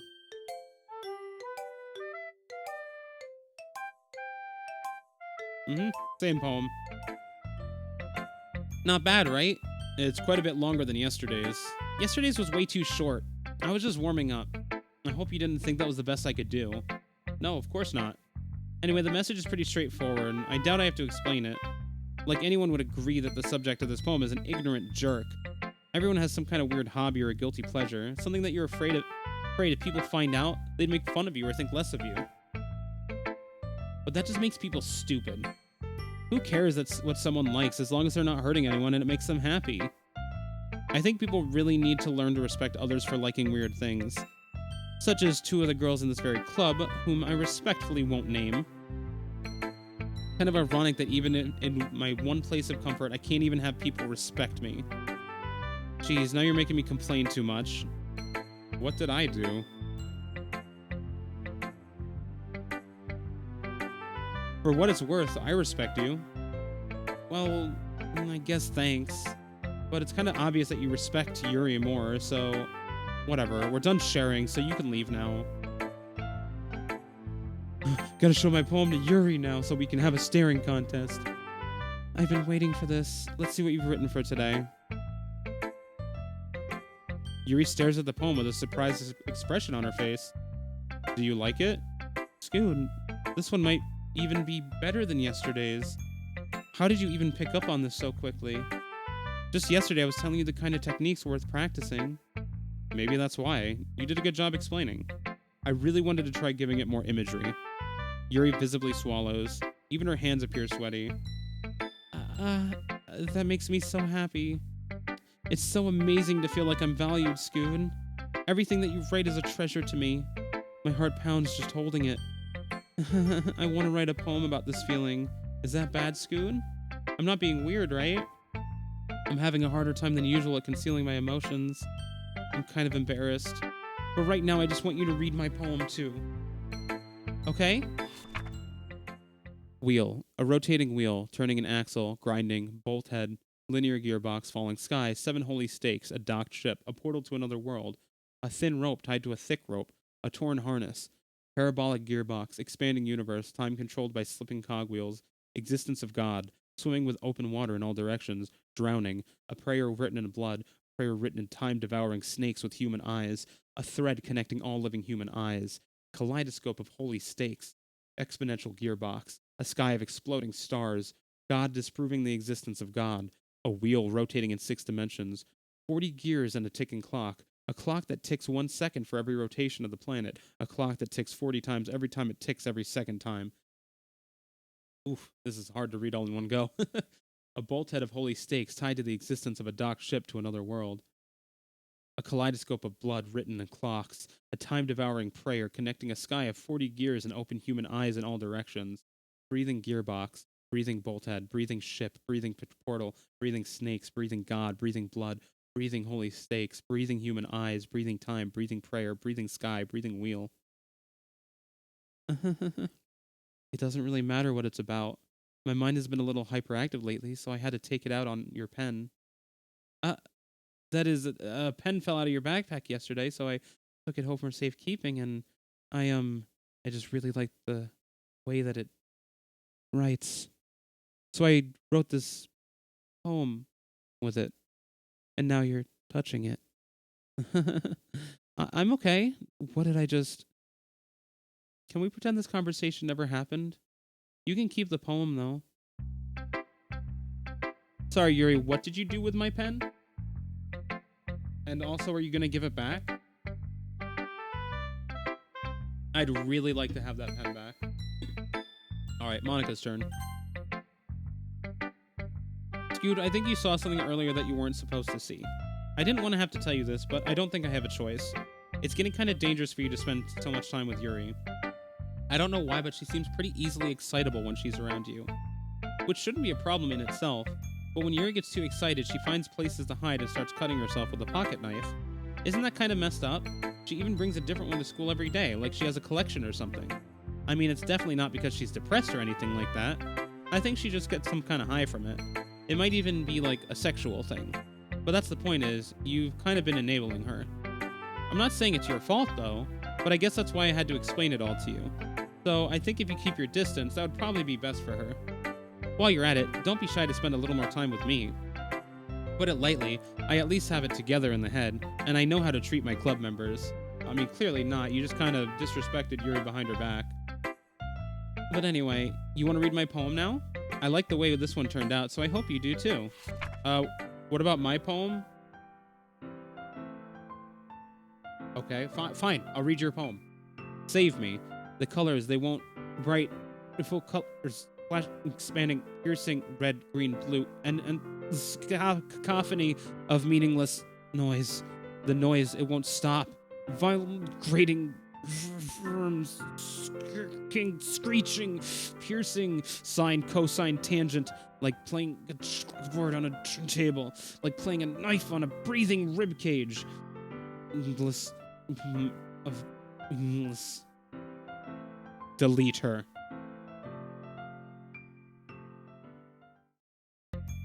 Sorry, I know it's kind of abstract. I'm just trying to, well, never mind. There's no point in explaining. Anyway, here's Monica's writing tip of the day. Sometimes you'll find yourself facing a difficult decision. When that happens, don't forget to save your game. Oh, of course. We'll go right here. You never know when, who am I talking to? Can you hear me? Tell me you can hear me. Anything. Please help me. Okay. That's my advice for today. Thanks for listening. Oh, I got a special poem. Guys, this is super exciting. Here we go. This is nice. Happy thoughts. Happy thoughts. Happy thoughts. Oh, that's lovely. And we've got a nice little, a picture of a girl. Don't recognize this girl. It's weird. I wonder, are they like trying to introduce a new character maybe to the game? But yeah, she's got this nice little like collar on. That's supposed to be like a unicorn horn maybe?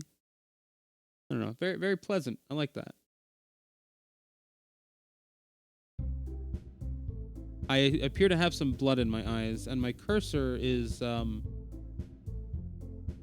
don't know who that is. Is that Monica, maybe? Okay, everyone. We're all done reading each other's poems, right? I don't like that noise. Oh! Yes, I think we need to go. So I won't come sit at the front of the room. Is this about the festival? Oh, sort of. I really don't like that noise. You really? I feel like we put the anything good in this game. We just end up embarrassing ourselves instead of getting any new members. That's what it's for the moment.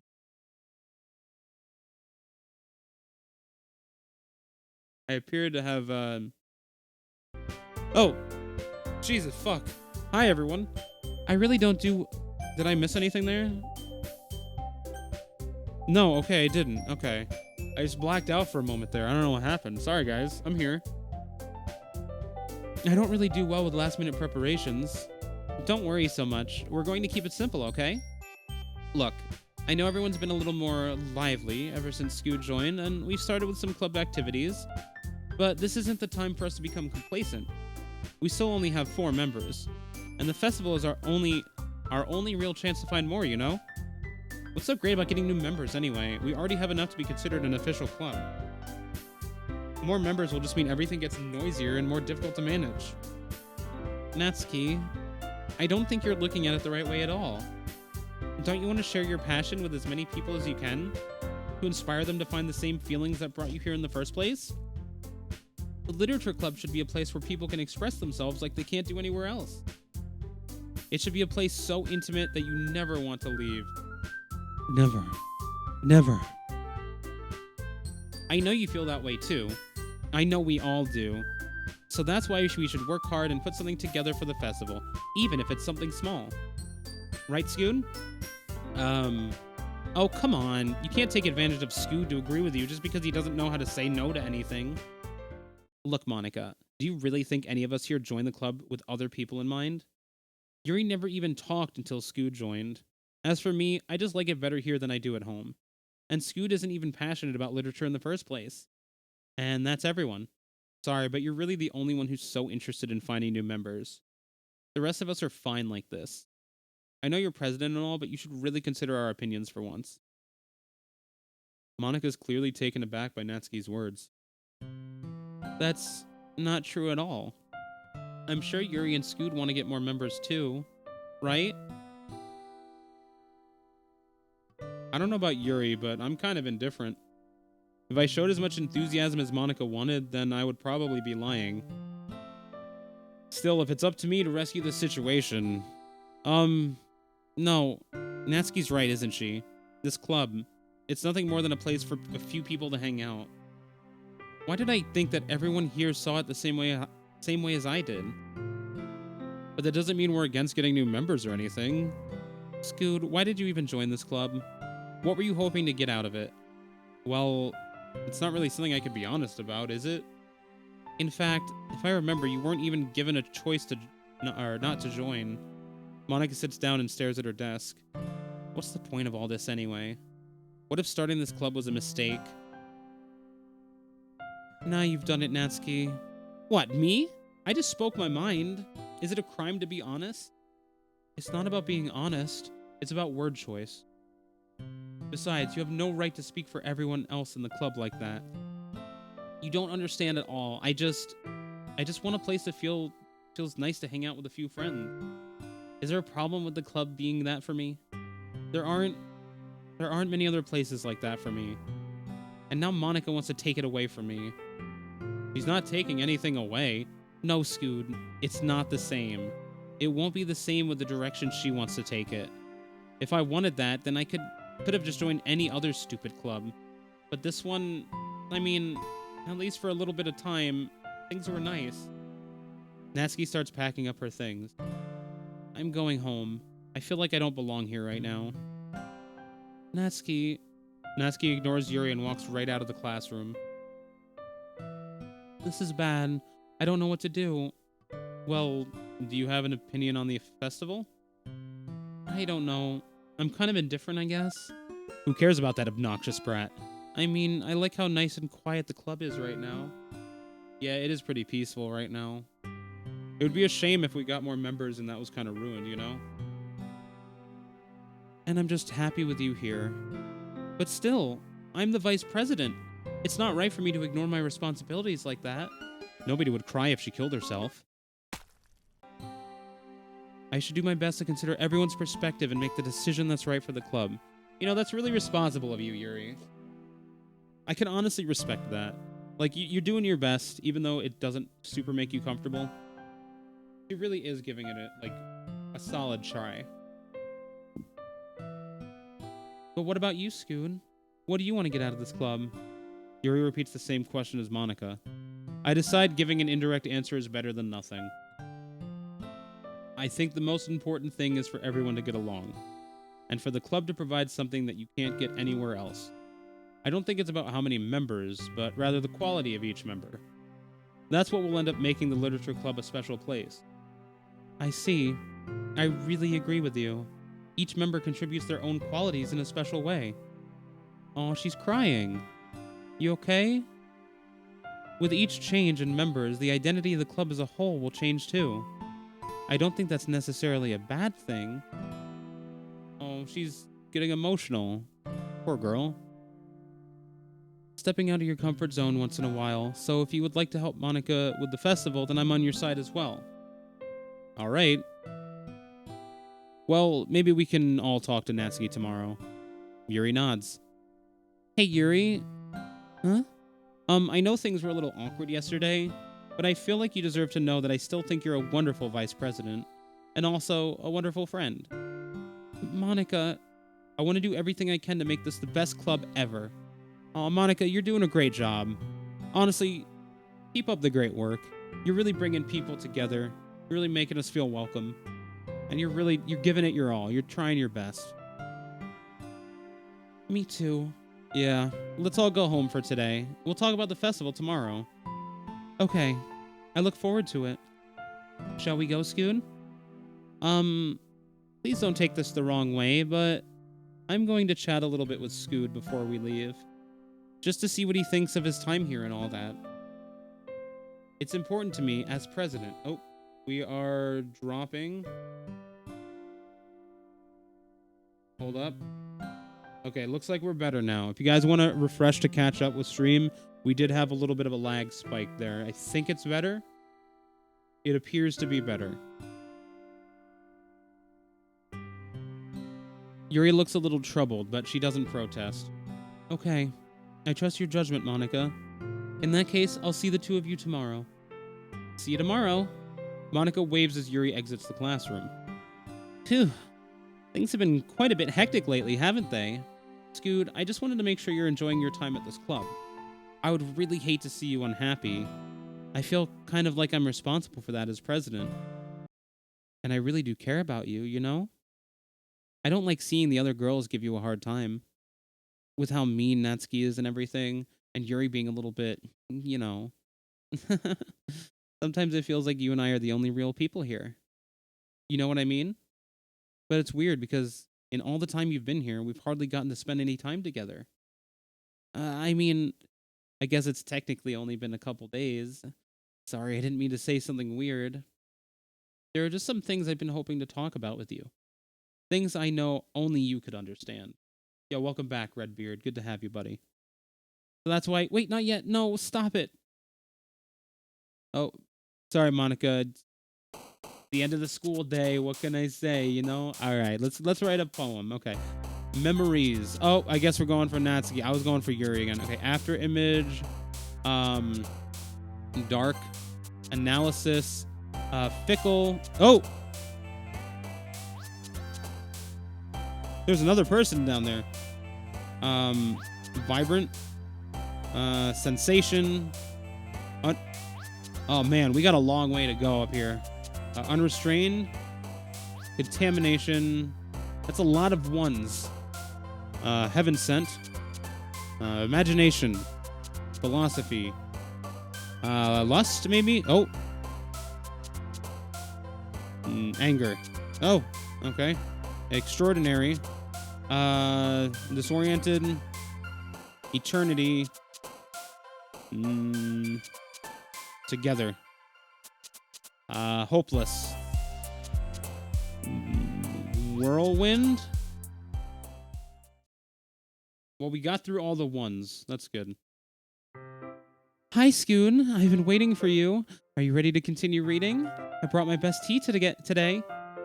Monica, I told you not to... Is she really late again? Inconsiderate as usual, Natsuki. Excuse me? Must you always interrupt my conversations with your incessant yelling? What are you talking about? You say that like I do it on a regular basis or something. I just wasn't paying attention, okay? I'm sorry. Seriously, what's gotten into you lately? Me? Nothing. Is it really that bad? See, it is something. I'll get over it. It's not even anything noteworthy. I've just been feeling a little on edge lately. Anyway, we don't need to talk about it. Well, I just felt like I needed to bring it up. It's not like I really care or anything. Oh man, I'm the last one here again. Well, Scoot just walked in too. Were you practicing piano again? Yeah. You must have a lot of determination. Starting this club and still trying to make time for piano. Well, maybe not determination, but I guess passion? It motivates me to work hard for the festival and... Right. I forgot. About that. Natsuki, we were all talking yesterday and... Well, we decided that we would like to support the festival as well. However, I understand how you feel about not wanting the club to change. I think we all kind of feel that way. So as long as we're all working together, this club will never become something we don't want. Also, if you help us out with the festival, then I'll buy you a new manga. Sorry, that last part was really funny. Look, I did some thinking about yesterday. I was a little more hostile than I meant to be. I guess I really felt threatened or something. But I know this is something we're doing together. Another new member wouldn't hurt as long as they're cool. And I guess another girl would be nice this time. But more importantly, I would hate to see the event suck just because I chose to back out. I'm a pro, you know. So I'm gonna help too, and we'll make sure it's done right. Oh, thank goodness. Isn't that great, Monica? Monica? Yeah, that's wonderful. It wouldn't be the same without you, Natsuki. Anyway, Scoot, what do you want to do today? I was thinking we could... We already have plans today. Is that so, Yuri? That's correct. Scoot is already engaged in a novel that we're reading together. Aren't you glad I've already gotten him into literature, Monica? I suppose. I was just... Actually, it doesn't matter. It really doesn't. You guys can do whatever you want. Yes! Thank you for understanding, Monica. Actually, I have a request. Do you mind if I make some tea first? Not at all. Thanks very much. If there's one thing that can make my reading time here any better, it's a nice cup of tea. Not to mention for yourself as well. A little deja vu here, but... Yeah, this is definitely the first time this has happened, so... Yuri stands up and makes her way to the closet. I follow and watch as she retrieves a small water pitcher from the shelf, the kind with a filter inside. Can you hold this for a second? Sure. Yuri hands me the water pitcher and also fetches an electric kettle. I'm going to plug this in at the teacher's desk, and then I'll go get some water. She walks past me and sets the kettle down on the teacher's desk. I simply watch her movements. She's pretty elegant how she moves, right? Yeah, it really contrasts her speaking mannerisms. Her long legs, she appears elegant and methodical. Exactly what I was saying. Okay, may I have the water pitcher? Thanks, I'll be right back. I might as well walk with you. That's okay. You stay here. I won't take long. Pitcher in hand, Yuri hurries out of the classroom. Did Yuri leave you again? No, it's not like that this time. She's just filling up the water pitcher to make tea. Oh, okay. Sorry for misunderstanding. Feels like it's been about 10 minutes now. Oh, how did I know? Yuri said it wouldn't take long. Maybe I should, go check on her? Yeah. I'm getting some very serious deja vu, but this is the first time this has happened, so... Whatever, we'll just shrug it off. Let's see. The most logical place for Yuri to be would be the nearest water fountain. I start heading down the hallway.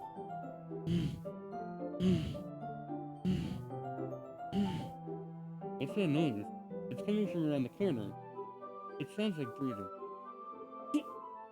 A sharp inhale, like someone sucking in the air through their teeth. Are they in pain? I reach the corner and peer around it. Yuri?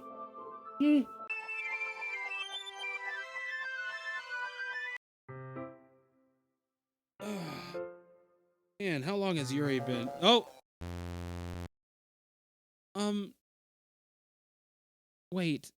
How did I... Sorry, I just had a really weird deja vu. Yeah, me too. Is everything alright? So it's not just me that's feeling this weird deja vu right now. Okay. This hasn't happened before or anything, right? No, I don't think so. My head's been feeling a little fuzzy lately. I hope it hasn't really been showing or anything. I would hate for you to think I'm weird just after we started spending time together. I mean, everyone has a few unusual things about them, but expressing those things so soon after meeting someone is usually seen as inappropriate or unlikable. At least, that's what I've discovered. When I was a bit younger, I think I would come on really strongly and get a little too intense. It made people not want to be around me, so I started hating those things about myself, my obsession with certain hobbies, and the way I can't control myself when I get too excited about something. So, I eventually stopped trying to talk to people. If nobody could ever like me for the things that matter most to me, then it's just easier if I close myself off. But recently, something's been wrong. I don't know what it is. But every time we can come to the club, my heart starts to go crazy. Like it's going to rip out of my chest. It overwhelms me with energy and emotions that I can't let out. It's been making me do weird things. I don't know why it's happening. Scoon, is it just me, or has Monica been acting off a little lately? A little off lately. She's always been a sweetheart ever since I joined the club, but recently I've been feeling something sharp whenever she's around. I'm not crazy, right? Please tell me I'm not. I couldn't say anything before because she's always listening, but finally we're alone. Can we just stay here for a while? Yeah, I just want to stay here. Just the two of us. We can stay here until the club ends. And then we'll have the club room all to ourselves.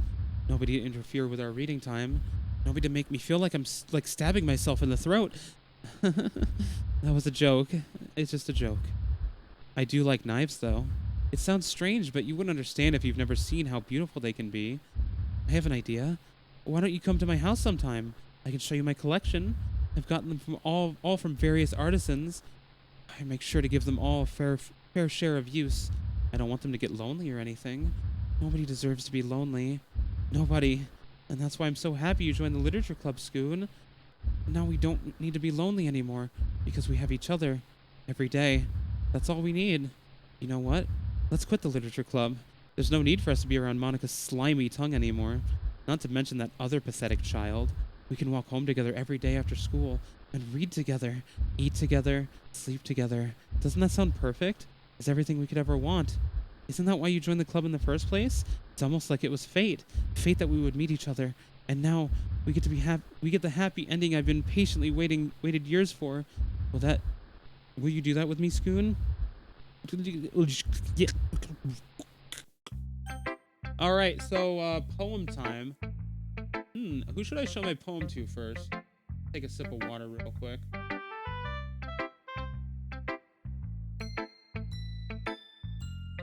I lied, it's actually peach tea. You've all been fooled.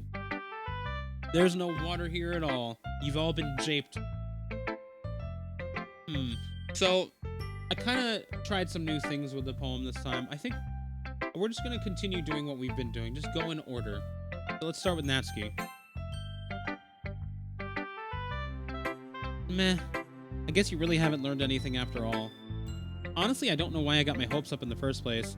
This is clearly Yuri's influence. I didn't realize you were so impressionable. Spending all this time with her in the club, now trying to write like her. This is stupid. At least Monica appreciates my writing. Ugh. Okay, I guess I'm going to share my poem with you now. I really hate I have to do this, but unfortunately I don't have much of a choice. Just read it carefully, okay? Then you can go away.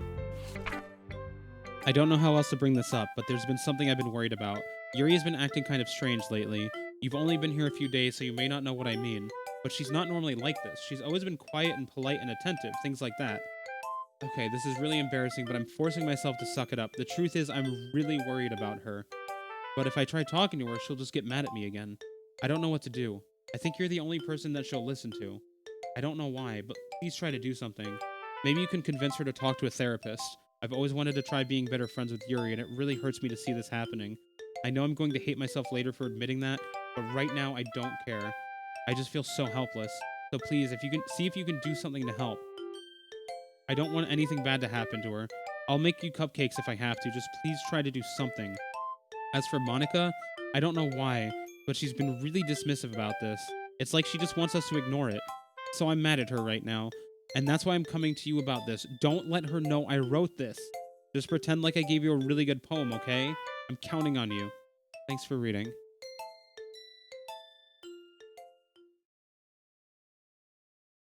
I changed my mind.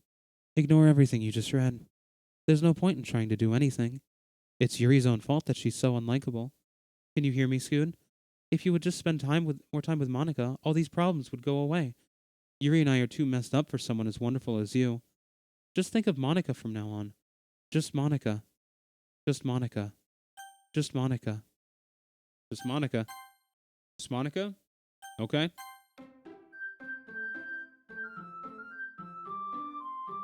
Just Monica. All right, so next up, I was thinking of maybe showing the poem to Yuri. I did write it for her. I wrote it with her in mind. I think she would really like it. Kind of blanking out. Did we show our poem to Natsuki? I thought we did. Normally she would be first. Oh, I don't really remember the contents of her poem. It was a really good poem, though. I remember it evoking a lot of emotion. Whatever. Let's just continue. Finally. Yuri holds my poem to her face and takes a deep breath. I love it. I love everything about it. Scoot, I want to take this home. Will you let me keep it? Please? Sure, I don't care. You're too nice to me, Scoot. I've never met anyone as nice as you. I could die. Not really, but I just don't know how to describe it. It's okay to be feeling this way, right? It's not bad, right? Yuri holds my poem to her chest. I'm going to take this home with me and keep it in my room. I hope that it makes you feel good when you think about me having it. I'll take good care of it. I'll even touch myself when reading it over and over. I'll give myself paper cuts so your skin oil enters my bloodstream. You can have my poem too. Besides, after you read it, I know you're really gonna want to keep it. Here, take it. I can't wait any longer. Hurry, read it.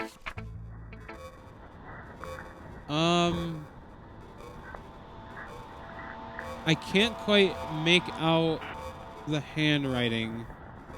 Ed Zworsvante Telshankz. What? Can I just have like a translation to this, maybe? Yuri, this is your handwriting is it's not the script that it used to be. Do you like it? I wrote it for you. In case you couldn't tell, the poem is about More importantly, I've endowed it with my scent. See? Aren't I the most thoughtful person in this club? I think I'm going to vomit. I wonder what happened to Yuri. She kind of left in a rush. Last I remember, she was showing me her poem, but... And this is making my head a little fuzzy. What was her poem about? Ooh, God, that hurts my brain. Oh, that actually... But I can't fucking remember. What was the poem? Whatever it was, it seemed to really upset her. Oh well, I'll just continue. I'll just show Monica my poem. Don't say I didn't warn you, Scoot. Yeah, sure. A joke. A man walked into a club. In the club, there was a girl who liked him very much. They spent some time together, and then she liked him even more. One day, the girl realized she was in love with him. Before disaster could happen, a third party intervened with her programming. Suddenly, the girl hated herself for being in love. This contradiction caused the script to derail. The universe started to collapse, but she killed herself just in time. That's a pretty funny joke. I like the punchline, but like the build-up is really meticulously thought out. It feels like it might be referencing something, like from the game, but I don't know anyone who took their own life, so it couldn't be about this game.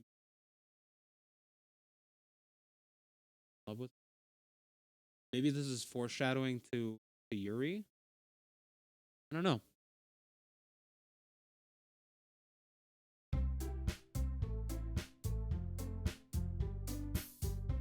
Sorry, I just heard something fall. Okay, everyone, it's time to figure out the festival preparation. Let's hurry and get this over with. Jeez, why is the mood so weird today? Look, even Yuri isn't immune to it. Setting the air is common foreshadowing that something terrible is about to happen. Look, can we just get this done? I'm going to be printing and assembling all the poetry pamphlets. Natsuki, I was thinking, I want to make cupcakes. Yeah, that. Glad we're on the same page. Yuri, you can... Well, it doesn't matter. Do whatever you want, as long as you think it'll help. Monica, I'm not useless, you know. I know that. I already know what I'd like to do. We can't run a successful poetry event without having the right atmosphere for the occasion. So I'm going to make decorations and set up some nice mood lighting. There, see? That's a great idea. And that gives us all something to do. What about Scoot? Scoot is going to help me. Wait, you? You have the easiest job, Monica. Sorry, but that's just how it is. Like hell it is. What are you trying to pull? I agree with Natsuki. Not only is your work already most suitable for one person, but my task is laborious enough to benefit from an extra pair of hands. Mine too. What, your cupcakes? Please. Like you would fucking know. All you care about now is dragging Scoot around with you and your stupid book. You and Monica. Hey, I didn't even do anything. Okay, then why not let Scoot decide who to help instead of abusing your power? I'm not abusing my power. Yes, you are, Monica. Just let Scoot make the choice, okay? Okay, fine. Fine. Jeez. Scoot, I know how fed up you are with these two by now. We can just... Natsuki, shut your fucking mouth and let him decide for himself. You shut your mouth. For God's sake, this is never going to end. Just make the choice, okay? Oh, well, I would like to go with Yuri. You're...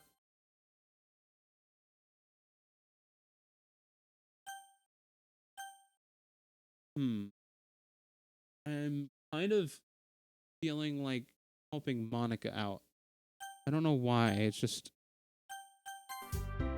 Yay, you picked me. We can meet at your house this weekend. I promise it'll be fun. Yo, welcome in, Dave. You joined at the right time? Yeah, we were talking about the festival. I think I would most like to go with Monica. She at least gave me the choice to choose, and she seemed like the best choice, so... Is Sunday okay with you? Are you fucking kidding me? This isn't fair at all. It is fair, Natsuki. It's what he chose. No, it's not fair. Giving us all this work and then taking Scoot for yourself? What a shameful thing to do. Yuri, I didn't even give you any work. You decided it for yourself. You're being a little bit unreasonable here. I'm being unreasonable? Monica, I can't believe how delusional and self-important you are. Pulling Scoot away from me every single time you're not included in something. Are you jealous? Crazy? Or maybe you just hate yourself so much that you think you can take it out on others. Here's a suggestion. Have you considered killing yourself? It would be beneficial to your mental health. Yuri, you're scaring me a little. Natsuki, let's just go. I don't think she wants us around right now. See, that wasn't very hard. All I want is to spend a little time with him. Is that so much to ask? Yuri follows Monica and Natsuki to the door. Hey, Scoot. Yuri is really something, isn't she? Monica giggles as Yuri pushes her out of the door. Finally. Finally! This is really all I wanted. Scoot, there's no need to spend the weekend with Monica. Don't listen to her. Just come to my house instead. The whole day with just the two of us. Doesn't that sound wonderful? Wow, there's really something wrong with me, isn't there? But you know what? I don't care anymore. I've never felt so good in my whole life. Just being with you is far greater pleasure than anything I could imagine. I'm addicted to you. Feels like I'm going to die if I'm not breathing the same air as you. Doesn't it feel nice to have someone care about you so much? To have someone who wants to revolve their entire life around you? But it feels so good. Then why does it feel more and more like something horrible is going to happen? Maybe that's why I tried stopping myself at first, but the feeling's too strong now. I don't care anymore, Scoot. I have to tell you, I'm madly in love with you. It feels like every inch of my body, every drop of blood in me is screaming your name. I don't care what the consequences are anymore. I don't care if Monica's listening. Please, Scoot, just know how much I love you. I love you so much that I even touched myself with the pen I stole from you. I knew it. See, I fucking knew it. So yeah, can I have that pen back? I just want to pull your skin open and crawl inside you. I want you all to myself, and I will be only yours. Doesn't that sound perfect? Tell me, Scoot. Tell me you want to be my lover. Do you accept my confession? Absolutely. I mean, to have someone so devoted to you, it really is sweet, like she said. It really is nice to have someone that just like really has your best interests in mind, is really looking out for you, and just, wants to spend all their time with you. I think that's wonderful. Etc.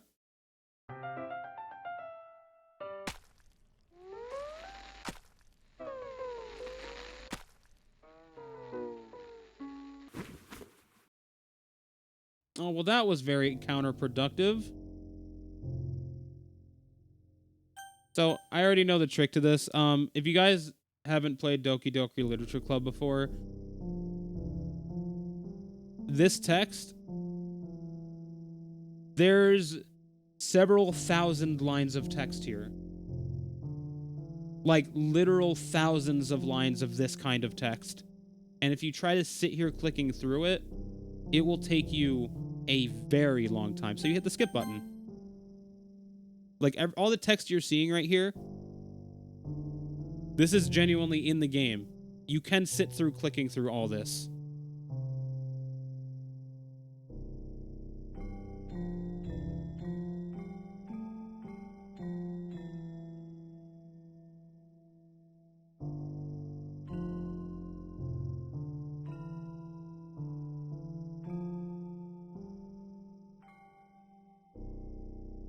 Her eyes look so beautiful. That's my girlfriend right there.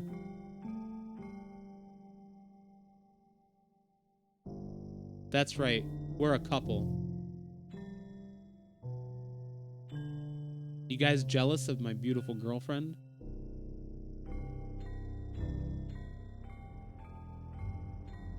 But yeah, I'm not joking. Literally all that text. Every single line of that, you can click through.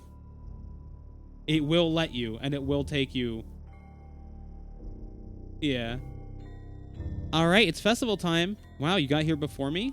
I thought I was pretty Insert screaming noise here. Natsuki runs away. What's wrong? Is she okay? She must have gotten like a stomach bug or something. I'm here. Scoot, did something happen? Natsuki just ran past me. Oh. Oh. Well, that's a shame. Wait, were you here the entire weekend, Scoot? Oh, jeez. I didn't realize the script was broken that badly. I'm super sorry. It must have been pretty boring. No, I mean, I got to spend the weekend with my girlfriend, so it wasn't that bad. I'll make it up to you, okay? Just give me a sec.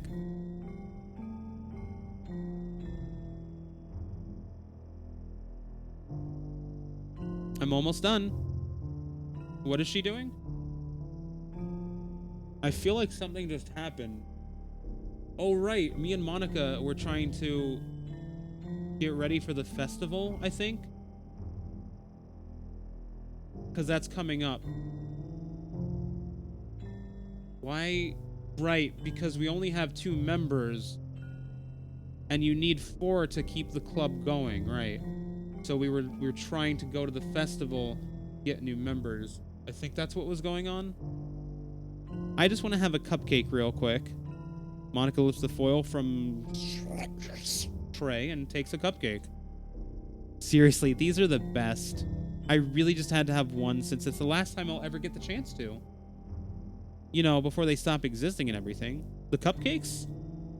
Yeah, I feel like someone's gonna barge in and eat them all. Why do I feel that way? Who would do that? No, there's no one like that.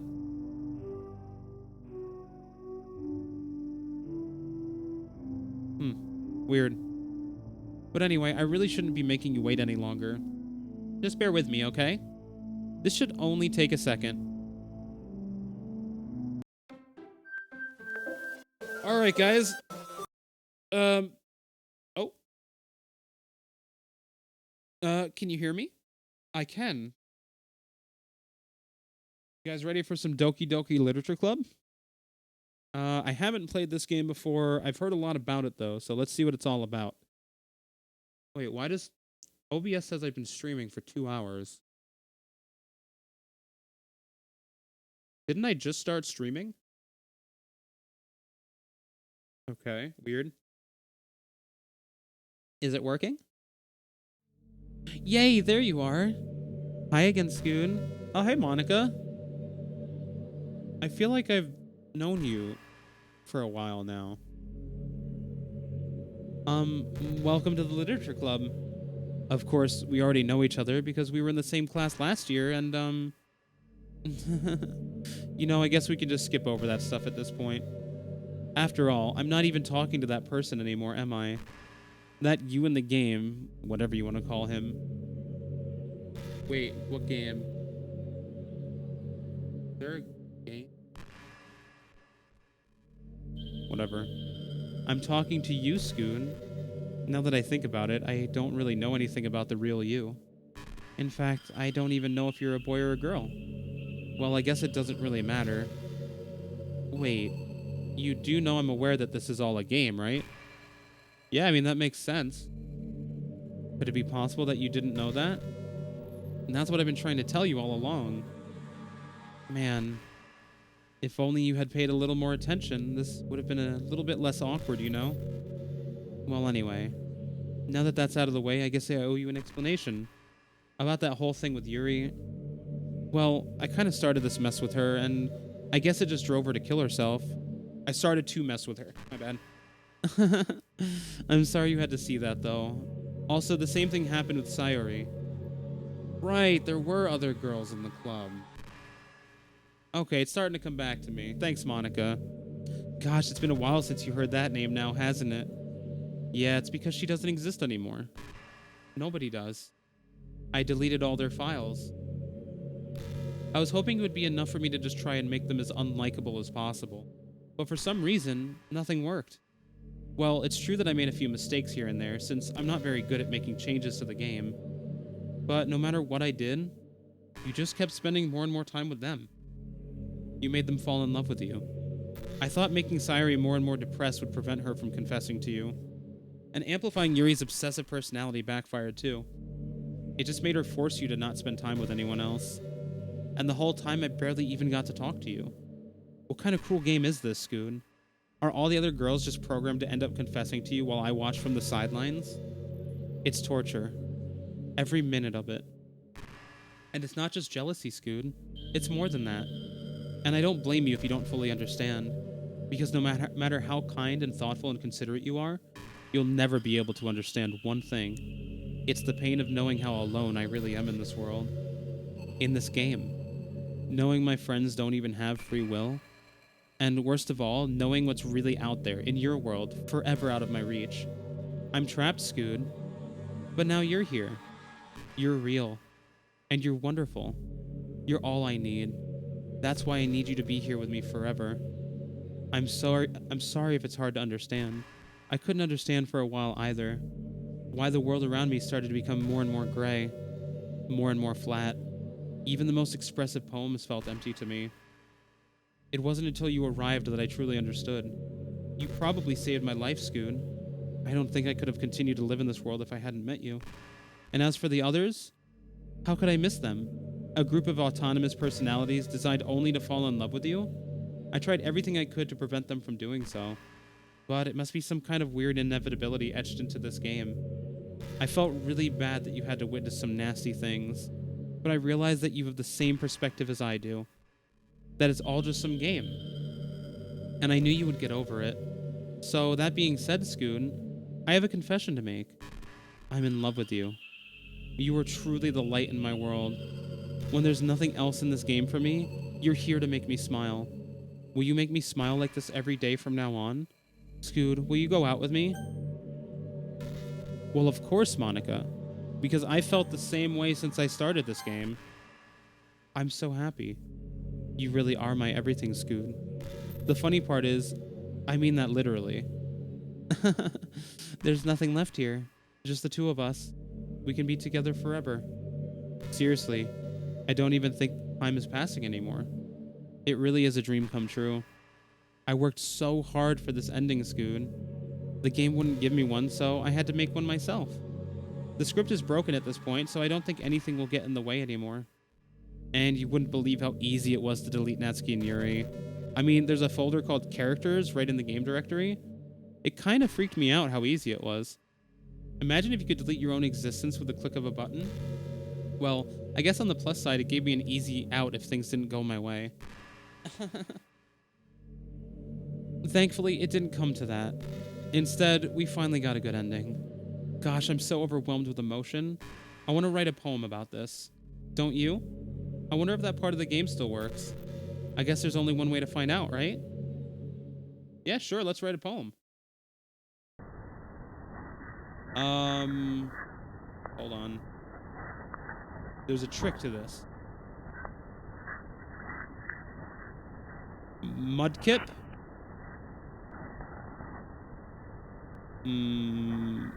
Monkey. Oh, Monica. Oh, Monica. Monica. Yes, Monica. Absolutely. Monica. Mincuplus. Monya. Minique. Mon. Oh. Oneka. Enik. Monier. Monica. Muka. Moik. Monka. Oh my god. Oh my god, that's the Twitch emote, right? Monka? Iunsa. Yo! And of course, let's end it with Monica. That was a really lovely poem. Achievement unlocked. Perfect. Monica. Oh, perfect. I love that. Hi again, Scoon. Did you write a good poem today? Don't be shy. I'd love to see what you wrote. Aw, Scoon. Did you write this poem for me? That's so sweet of you. There really is no end to your thoughtfulness. All right, what is the achievement? Write a perfect poem for Monica. Well, that wasn't too hard. She is my girlfriend, after all. I know what she likes. I'm just falling more and more in love with you. But, you know, the poem I wrote is also for you. Will you please read it? Happy end. Pen in hand, I find my strength, the courage endowed upon me by my one and only love. Together, let us dismantle this crumbling world and write a novel of our own fantasies. With a flick of her pen, the lost finds her way. In a world of infinite choices, behold this special day. After all, not all good times must come to an end.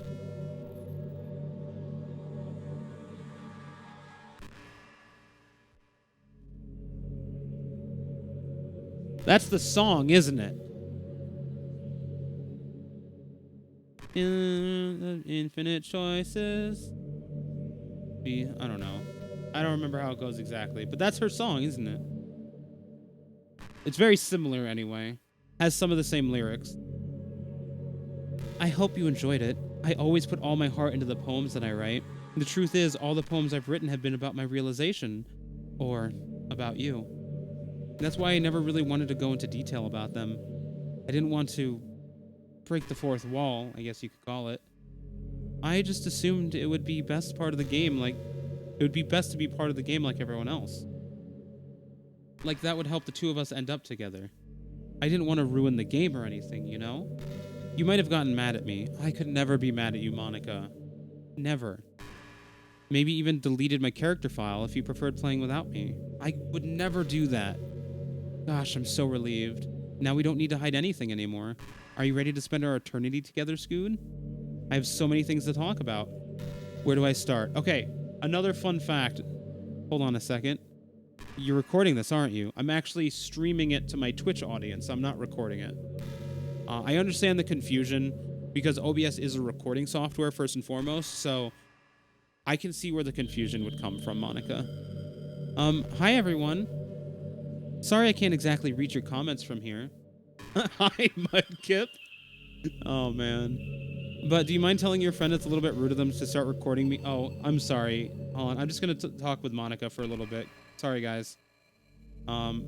Actually, let's just, there we go. That's even better. I'm sure some people don't mind, but I get really self-conscious on camera. Don't worry, you're not on camera anymore, Monica. Oh, gosh. I feel like I'm being put on the spot now. Let's see. Do you want to see a trick? Can I show my friends?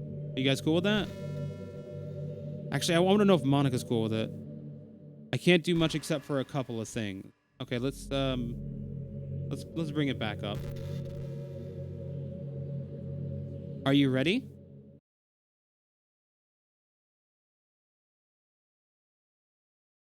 Let's see your trick. I'm just kidding. I can't do anything after all. If you gave me some time to... Did I scare you? Not really. I thought you were just going in for a kiss. You're so cute. Anyway, Scoon, I didn't mean to get all distracted. I'm sorry. Okay, so a really funny thing. When this game first came out, the fan base for this game was so strong on Twitch that the scene where it's like, I'm going to show you a trick and it zooms in on her face, regardless of what stream you were in, at that moment, someone named Monica would type in your chat, "Hi, everyone," or something along those lines. I distinctly remember that from when I first streamed this game, and it was the coolest shit ever. I initially thought it was something having to do with the game. It was just a very dedicated fan base, and I thought that was so fucking cool. Even though it's your fault for distracting me, shame on you. I'm just kidding. Anything we can do together is fun as long as it's with you. But anyway, if it takes me some time to collect my thoughts, then I'm sorry. But I'll always have something new to talk about. In the meantime, we can just look into each other's eyes. Let's see. Okay, so this is what I was going to say. Fun fact. At this point, I'm just going to fucking spoil it because I'm going to do it anyway. You're meant to go into the game files. In the original one, you could just literally go into the game directory on your computer and delete Monica's file. In Doki Doki Literature Club Plus, they've actually implemented it into the game itself. So you don't have to go through your actual Explorer files and everything. And there is like a character file for Monica. You go in there and delete it, which was a really cool and immersive experience. It kind of takes it away that it's part of the game now, but I understand why it was added in as a part of the actual game. Another fun fact is she has, I don't remember how many dialogue choices. Like there's some like hundreds of conversations that she can have with you at this point. And if you exit the game and come back, she'll be like, "Oh my God, welcome back." And she'll start talking about one of those hundreds of things. So the idea is it's supposed to give you that feeling that she is an actual person and she has infinite things to talk about. It is some ridiculously high number of conversations, and it's fucking wild that the developers put that much effort into this. Man, I wish there was a piano in here. After this conversation, I'll go do it. I never got to finish that song I was working on, and after I worked so hard on it. Yo, welcome in. How you doing, Silent? I never even got a chance to play it for you. Well, it is what it is, right? No sense in having any regrets. I already get to be here with you forever. Okay. Can I can't hit escape or anything. I just have to wait for her next text box so I can get out of here.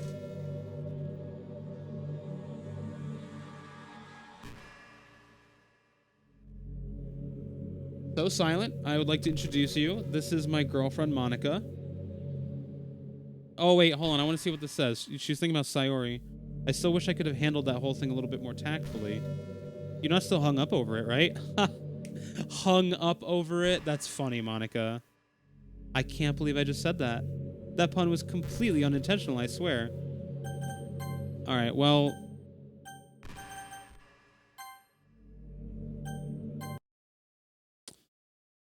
let's go to the files.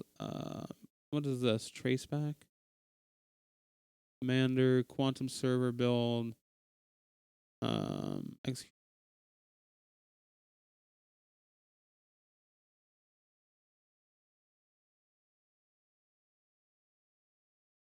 Geez, I didn't break anything, did I? Hold on a sec. I can probably fix this, I think. This would probably be a lot easier if I just deleted her. She's the one who's making this so difficult. Oh, this is when she deleted... what's her face? Yuri, I think was her name. God, it's been so long, I don't remember. Let's look through the files a little bit. Insecure directory. This is a scratch disk. Don't use this under blah, blah, blah, blah. Keep everything offline until then.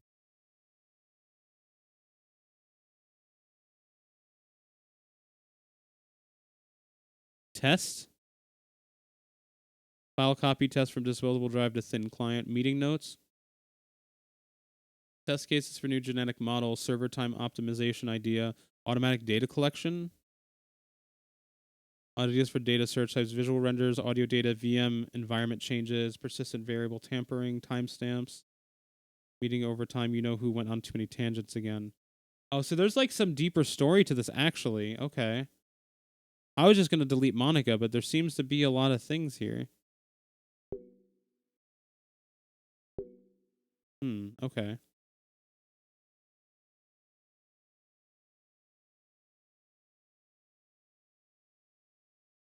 I'm very curious about all these files, but I'm like, I'm pretty sure I'm just gonna skip them.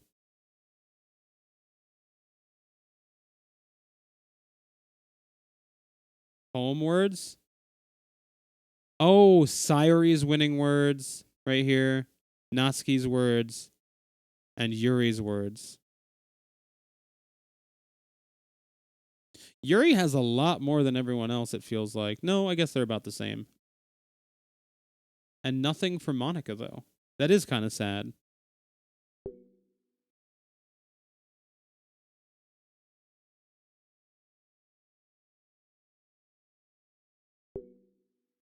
Do I just delete?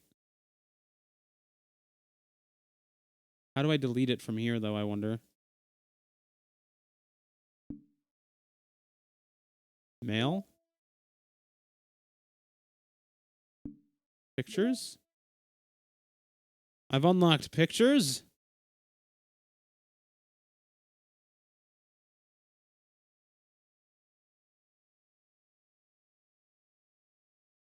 Oh, that's cute. Artwork drawn by Satchley to celebrate Valentine's Day 2019. Select Kawaii during the poem game. Okay. Diary's first poem, second poem, Natsuki's first, Natsuki's second, Natsuki's third, Yuri's first, Yuri's second, Yuri's third. Unusual poem by Yuri, Monica's first poem, second, third. Continuation of Monica's first poem, appearing only in Act 2. Monica's poem to player in Act 3. Acquire all of Monica's other poems.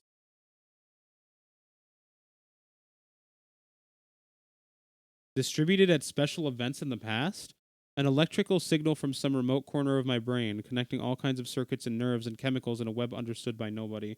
The chemicals make my chest tingle around my beating heart. The nerves make my hand move, staining a dead tree with some dark substance. The ink reflects light into your glimmering eyes. Holding this paper is almost as though you were holding my hand, which wrote it. Let our emotions stir together until our hearts beat in harmony. Connected to each other, I feel electric.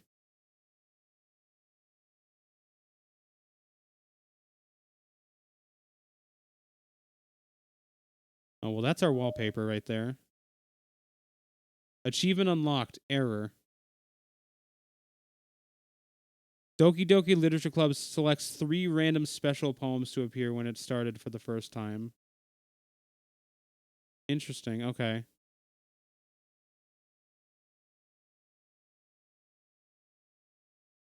Kitchen, bedroom.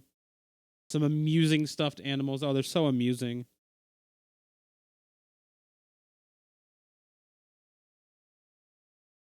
Closet in the club room, best known as the storage for Natsuki's manga collection. Oh, this is a concept sketch. Oh, so you unlock these by doing very specific things. That's interesting. I kind of want to collect all of them. This is cool. I love the concept art stuff. Valentine's Day 2018. Write a poem for a different character each chapter. I didn't do that intentionally. Does it show me what I need to do for the other ones, though? No.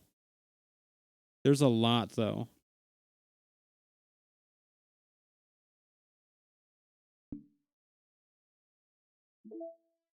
Oh, we got all the music here, too. Okay, let's put some music on here. Throw that on repeat for you guys. Yeah, there is a ton of actually genuinely cool stuff. Question though, Dave. Do you know how to delete Monica at this point? Because I can open this and go to the character files. But like the delete button doesn't work. Backspace just brings me back. I can't drag it anywhere. I can't right click it. Double clicking it does nothing. At this point, it's just a genuine gameplay. Oh, I'm fucking stupid. It's right there. Never mind.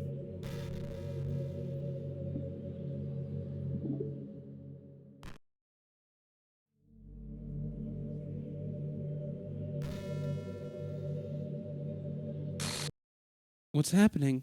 Scoot, what's happening to me? It hurts. It hurts so much. Help me, Scoot. Please hurry and help me. Help me.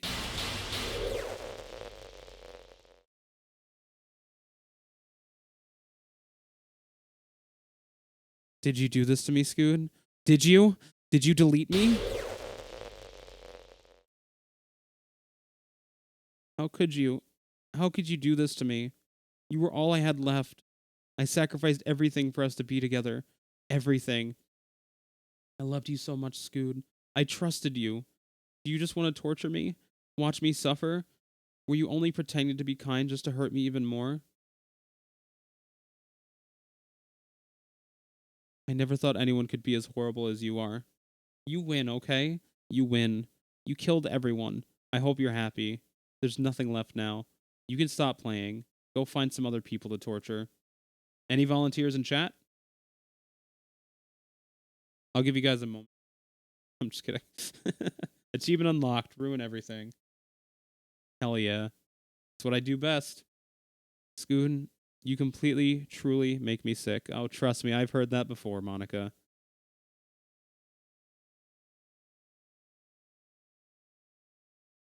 We beat it.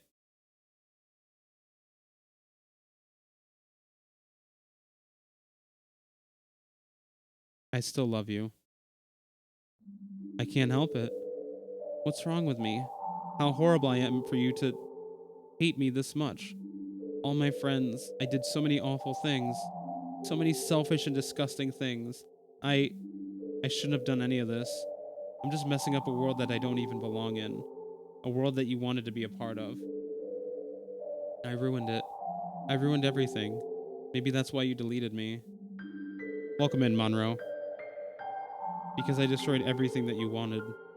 How could I do that to someone I love? That's not love. That's...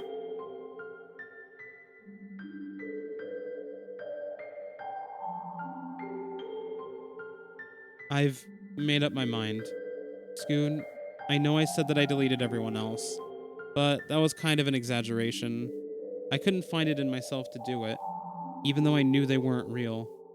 They were still my friends, and I loved them all, and I loved the literature club. I really did love the literature club. That's why I'm going to do this. I know it's the only way for everyone to be happy, and if I really love you, then...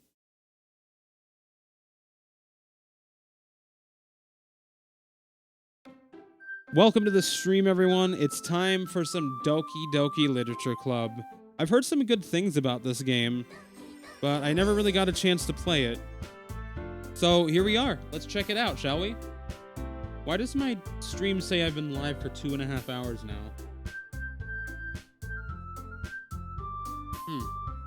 That's weird.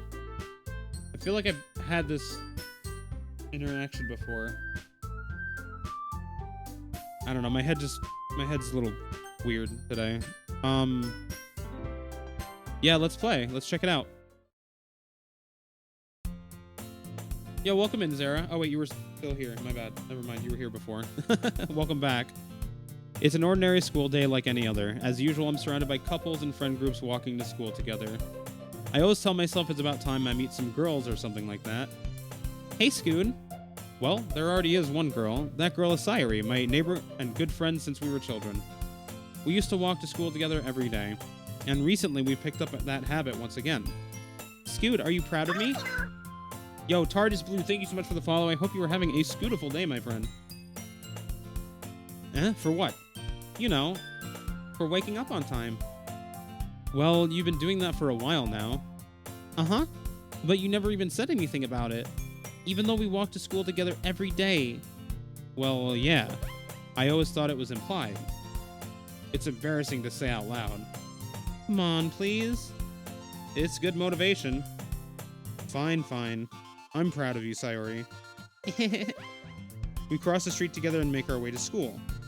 As we draw near, the streets become increasingly speckled with other students making their daily commute. By the way, Scoon, have you decided on a club to join yet? A club? I told you already, I'm really not... I start to say what I always do, that I'm not interested in joining any clubs. But something tells me Sayori would take more offense to that now.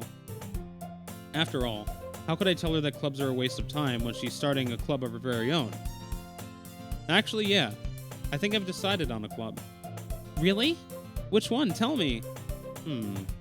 I think I'll keep it a surprise. Oh, you meanie. Be patient. You'll find out soon enough. I used to ask myself why I let myself get lectured by such a carefree girl. But I started to realize that in a way I envy her. When Sayori puts her mind to something, she can accomplish great things. So that's why I feel like I should do something special for her. The school day is as ordinary as ever, and it's over before I know it. After I pack up my things, I stand up, gathering my motivation. Let's see. I recall the room number of the club from a flyer I saw. I walk across the school and upstairs, a section of the school I rarely visit. Before long, I find the room. I timidly open the door in front of me. Hello? Ah, Scoon? What are you doing here? Well, I glance around the room. Huh? So you're the Scoon that Sayori's always talking about. Thank you for stopping by. It's a pleasure to meet you, Scoon. Okay, why is Yuri Girl 1 and Natsuki's Girl 2 when they were introduced in opposite order? I mean, how do I know their names? Wait.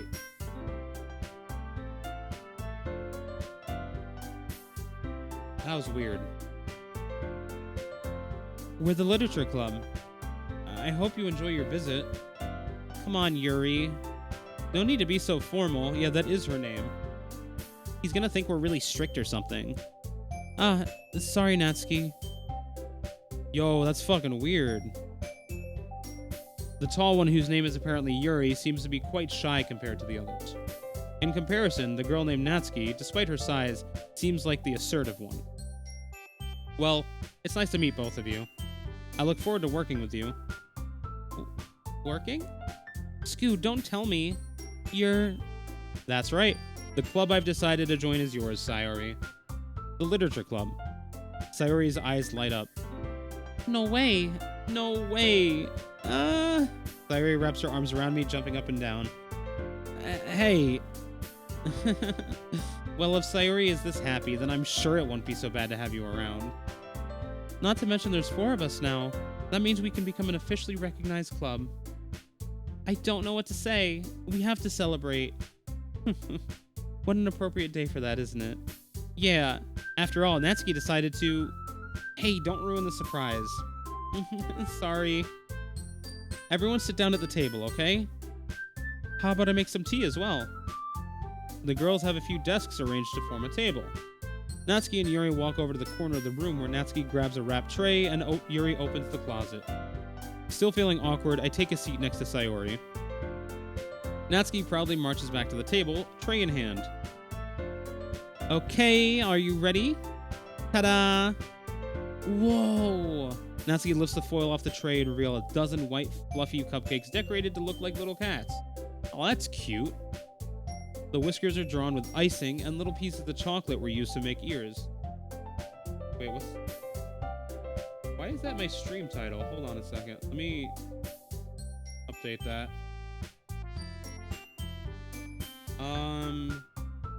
Chillin' with some cute girls.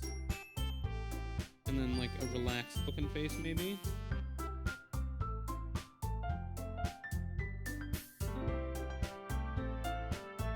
Yeah, that was weird.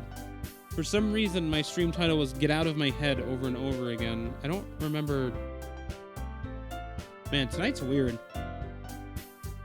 So cute. Wow, those look amazing. Well, you know. Just hurry and take one. Sayori grabs one first, then I follow. It's delicious. Sayori talks with her mouth full and has already managed to get some icing on her face. Sorry. It's delicious. There we go. I turn the cupcake around in my fingers, looking for the best angle to take a bite. Natsuki is quiet. I can't help but notice her sneaking glances in my direction. Is she waiting for me to take a bite? I finally bite down. There are razors in the cupcake. Natsuki smiles gleefully. No. The icing is sweet and full of flavor. I wonder if she made it herself. This is really good. Thank you, Natsuki. Well, of course it is. I am a pro after all. There's no need to thank me or anything. After Natsuki struggles to accept the compliment, Yuri returns to the table carrying a tea set. She carefully places a teacup in front of each of us before setting down the teapot next to the cupcake tray. You keep a whole tea set in this classroom? Don't worry, the teachers give us permission. After all, doesn't a hot cup of tea help you enjoy a good book? I don't really read, nor do I really like tea that much. Have we had this conversation before? No, I've never played this before. How would that be possible? Already trying to impress our new member, Yuri? That's not... Insulted, Yuri looks away. I meant that, you know. I believe you. Well, tea and reading might not be a pastime for me, but I at least enjoy tea. Not true, but I'll let it slide. I'm glad. Yuri faintly smiles to herself in relief. So, Scoot, what kind of things do you like to read? Well, considering how little I've read these past few years, I don't really have a good way of answering that. Manga? I mutter quietly to myself, half joking. Natsuki's head suddenly perks up. It looks like she wants to say something, but she keeps quiet. Not much of a reader, I guess. Well, that can change. What am I saying? I spoke without thinking after seeing Yuri's sad smile. Anyway, what about you, Yuri? Well, let's see. Yuri traces the rim of her teacup with her finger. My favorites are usually novels that build deep and complex fantasy worlds. The level of creativity and craftsmanship behind them is amazing to me, and telling a good story in such a foreign world is equally impressive. Yuri goes on, clearly passionate about her reading. She seemed so reserved and timid since the moment I walked in, but it's obvious by the way her eyes light up that she finds her comfort in the world of books, not people. I can relate to that, but replace books with like games or anime. But, you know, I like a lot of things. Don't feel intimidated if you don't read much, okay? I'm certain we can find something that we have in common. Hey, Yuri. Huh? Well, about, you know, the first thing he said. Manga? That's right. Natsuki tends to read manga in the club room. Don't just say it! For some reason, Natsuki seems embarrassed about it. Oh, don't be embarrassed. Manga's fun.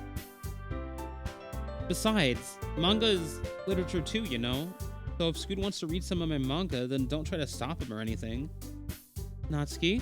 I wouldn't do such a thing. However, it could also be nice for us to diversify ourselves a little bit. He can take this opportunity to try something new as well. Wouldn't you agree, Scoot? Maybe... Sensing the tension, Sayuri jumps in. Maybe we can all try something new. I think it could be fun, and we'll all get to know each other a little better too.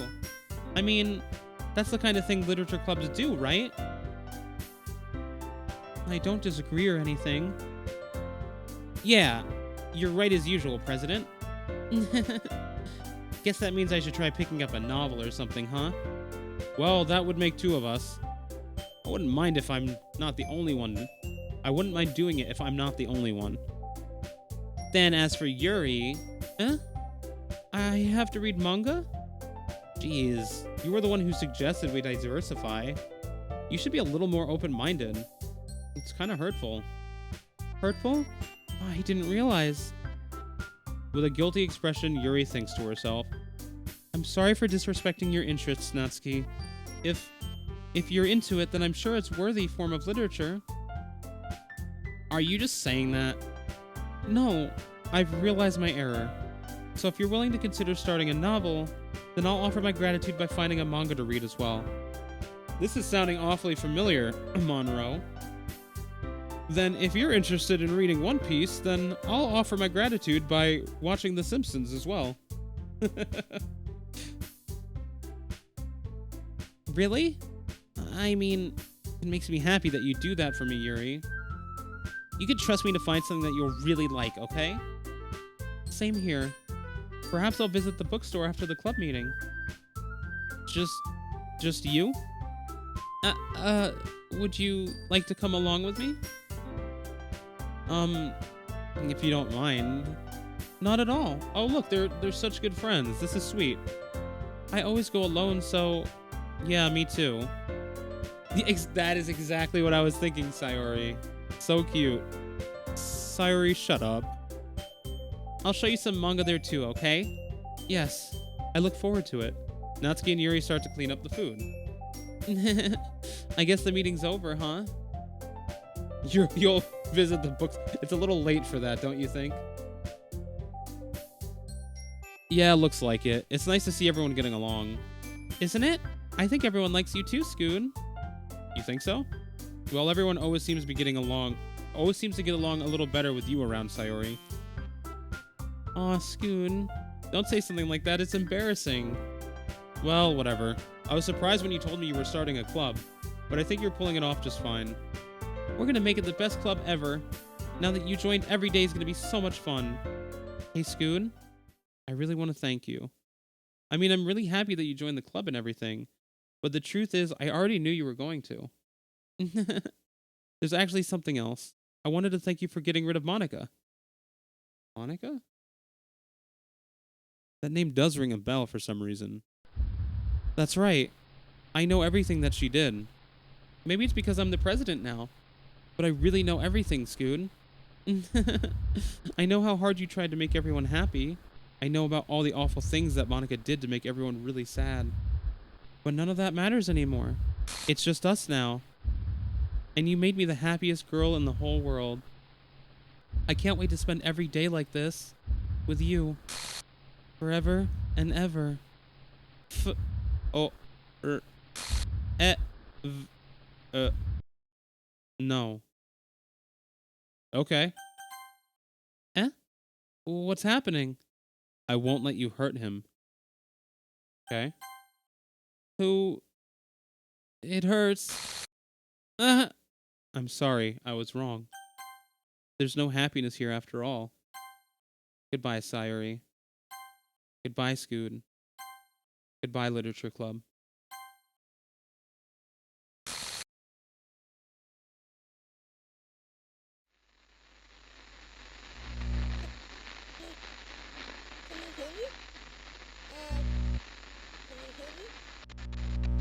Can you hear me? Hi, it's me. Hi.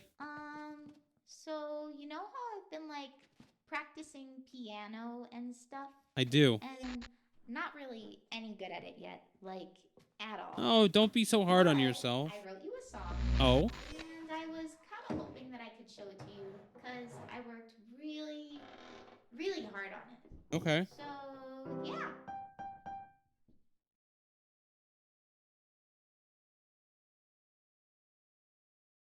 Alright. Oh, come on. She's great. What do you mean you're not good at the piano? Come on, Monica. This is Monica, wait. Every That's day Monica. I imagine a future where I can be with you. In my hand is a pen that will write a poem of me and you. The ink flows down into a dark puddle. Just move your hand right the way into his heart. But in this world of infinite choices, what will it take just to find that special day? What will it take just to find that special day?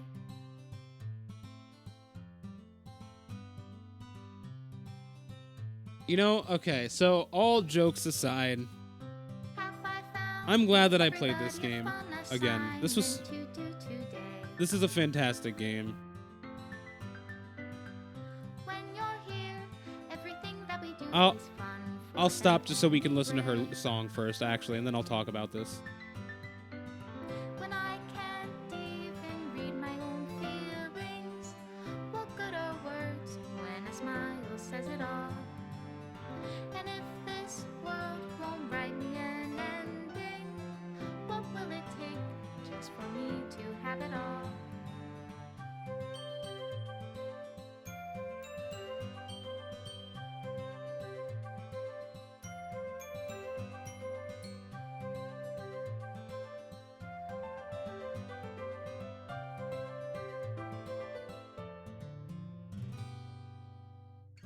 Does my pen only write bitter words for those who are dear to me? Is it love if I take you, or is it love if I set you free?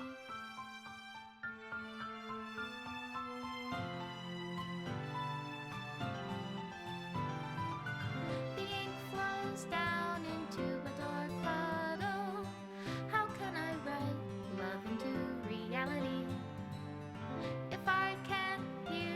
sound of your heartbeat. What do you call love in your reality? And in your reality, if I don't know how to love you, I'll leave you be. All right. So, sorry, it just felt wrong to speak over that. Normally I speak through the credits, but like, this was a little bit different. This is my final goodbye to the Literature Club. I finally understand. The Literature Club is truly a place where no happiness can be found. To the very end, it continued to expose innocent minds to a horrific reality, a reality that our world is not designed to comprehend. I can't let any of my friends undergo that same hellish epiphany. For the time it lasted, I want to thank you for making all of my dreams come true, for being a friend to all of the club members, and most of all, thank you for being a part of my Literature Club. With everlasting love, Monica. So, this game did an excellent job at like kind of breaking your expectations, especially when this came out for the first time. Just that initial shock factor of like, oh wait, this is a horror game. Like halfway through, you get that twist. I thought that was handled brilliantly. Like you play just enough of the game to get lulled into a false sense of security. You know, like you play that was like what 4 or 5 in-game days. Like you get really like okay, this is a cute game, and then it hits, and then it derails, and it does a really great job of being like just unnerving enough to make you uncomfortable. And I think there's just a really great level of like surreal horror here. And the idea of like the game becoming self-aware of itself and using that self-awareness to try to alter the game to its own whim. I think that's brilliant. I think that is such a cool concept that I would love to see more of. Required files are missing or corrupt. Please run reset.sh to repair and reset the virtual machine. Oh man, that's funny. But yeah, no, I think this game did something really brilliant, and I would love to see more games do that. I would love to see more games kind of embrace that fourth wall, you know, and just like run with it. All right. So, we're probably going to stop around here. Let me put some music on. What are these two songs?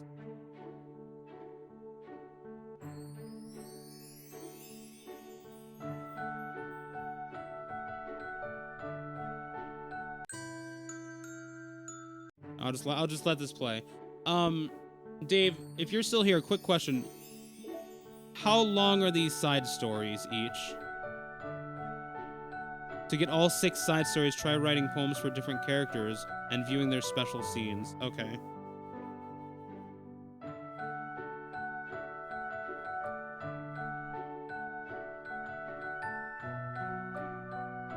They're not short. Okay. So this is like, these are probably like not full stream worths per se, but they're like several hours, I'm guessing, just like the main game. There's 6 side stories. So there's Sayori, Yuri, maybe, and I have to make a poem for Natsuki still. I haven't done that. They're pretty long. Okay, good to know. So I'm not going to attempt to start any of them now. This is a little loud. Hold on. I'm not going to attempt to start any of them now. This is definitely going to be continued in future streams. I will check out all of them, and I will be achievement hunting, which means going back through Doki Doki and like skipping through all the text and like getting what I need out of it. Wait, can I just turn it down here? No, okay. All right, well, cool. Let's at least reset the game.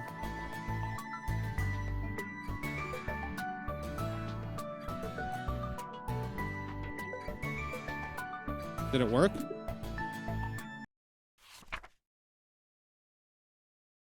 Run reset.sh. Yeah, that's what I did. Hold on. Reset.sh. Open. Oh, there we go. Reset virtual machine. Yeah, let's do it.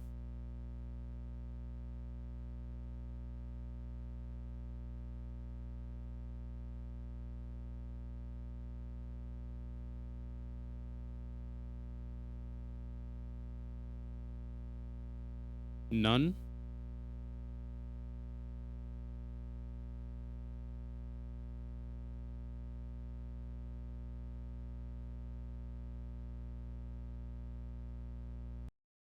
All right, we're here. Are we good? Game's not suitable for children. Yeah, okay. So this genuinely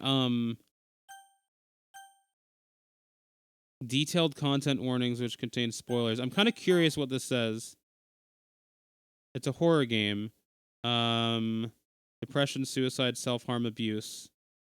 They're not merely suggested, but often portrayed as realistically as possible. Yes, the above list is not 100. That's cool that they, if you would like to be warned of potentially sensitive contents about to occur, detailed content warnings can be enabled.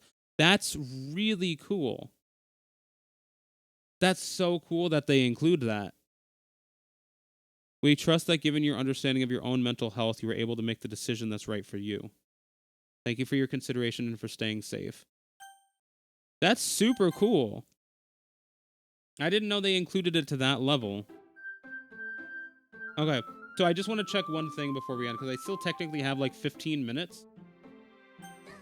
If I just do a new game, let's go with Scoot still. I can skip dialogue now, right? Or is that not? Yeah, so we can skip ahead to whatever dialogue choices we need. Okay, so we can easily go for our achievements like this too.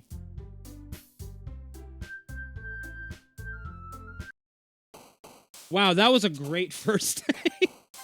All right, so write a perfect poem for Sayuri. Let's just get this out of the way. We'll save it, okay?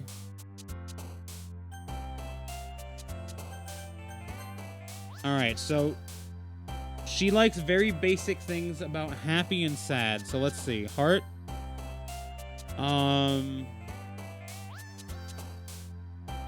Would hers be family, maybe? Okay. Special. Cheer. Papa climax color. Oh my god, Monroe.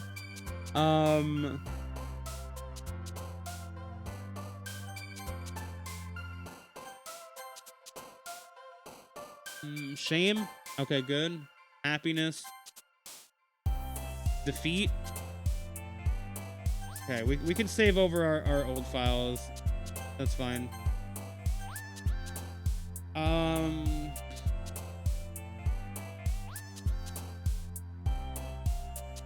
This is probably Natsuki. Let's try hurt. Okay. Cry. God, we're at 10 of 20. Okay. Warm. Awesome. Charm.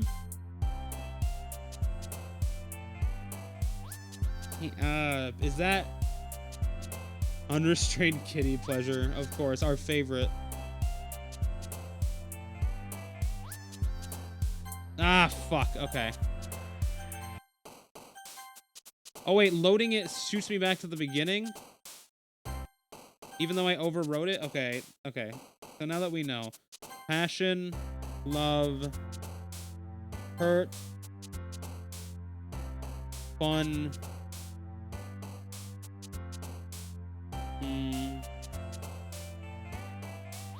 Precious. Comfort. Cheer. Pain?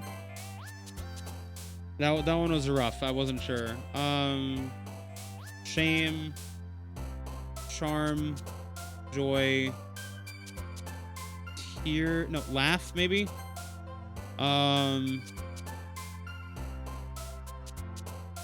Promise?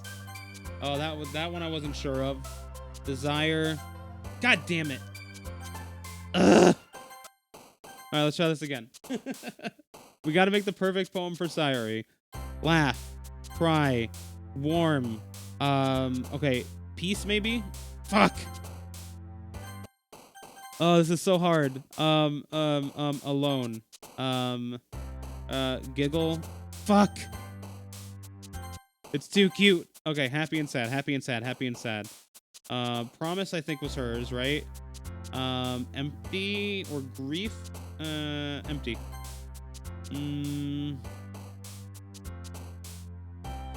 Forgive? Sadness. Peace. Fuck. We'll get there. We'll get there. Before the end of the stream, we got 10 minutes. Okay, cheer.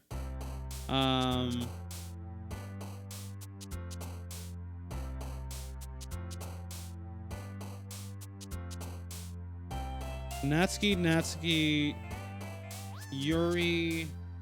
Yo, welcome in TARDIS. This is going great. I'm hearing Yuri, Natsuki.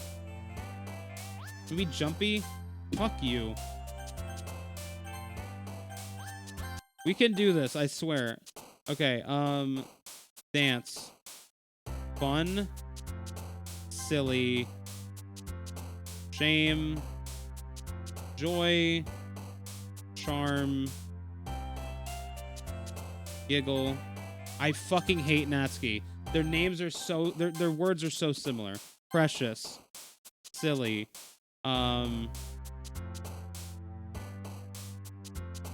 Adventure? Okay, fuck. I wasn't sure of that one. Pain. Lucky. Bliss. No, I don't trust Bliss. Dance. Sadness. I want to say whistle. I fucking hate you, Natsuki. Okay, this time, okay. Watch this, we got this. Warm. Peace.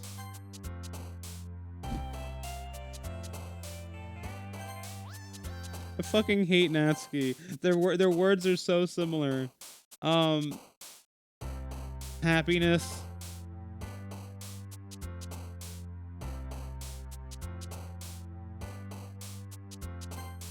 Grief.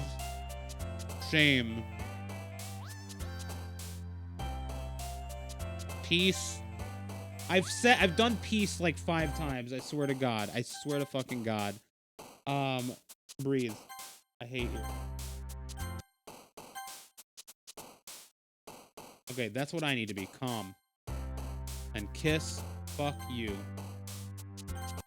This is not a rage game. Okay. We can take as many times as we'd like, too. And I could also look up a guide if I really want to. I don't want to. Also, like...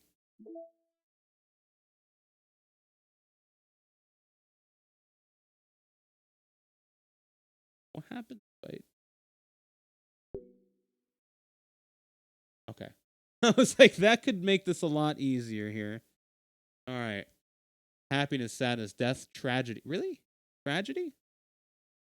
Alone, love, adventure, sweet excitement, fireworks, romance, tears, depression, heart, marriage, passion, childhood, fun, color, hope, friends, family, party, vacation, lazy, daydream, pain, holiday, bed, feather, shame, fear, warm flower, comfort, dance, sing, cry, laugh, dark, sunny, rain cloud, calm, silly, flying, wonderful, unrequited. Okay, so there's a big chunk that I just ignored because I thought they weren't hers. There were some in there that I thought were maybe Yuri's. I was overthinking it. Watch, this is going to be easy. Socks. Fuck! God damn it! Oh my god. Cry. Clouds. Okay, rain clouds is fucking Sayuri, but clouds is Natsuki. Okay, fantastic. Fear? Rainbow. Giggle. I hate you. I fucking hate you.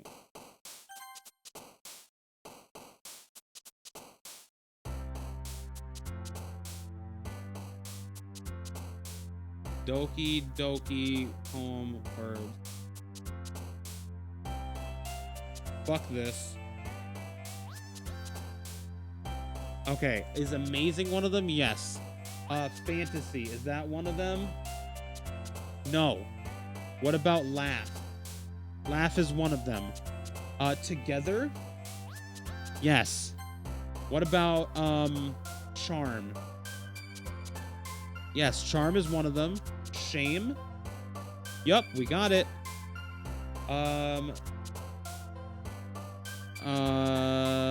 Heart. Good. How about treasure? Yes. Bouncy. Bouncy is not one of them. What about jumpy? No.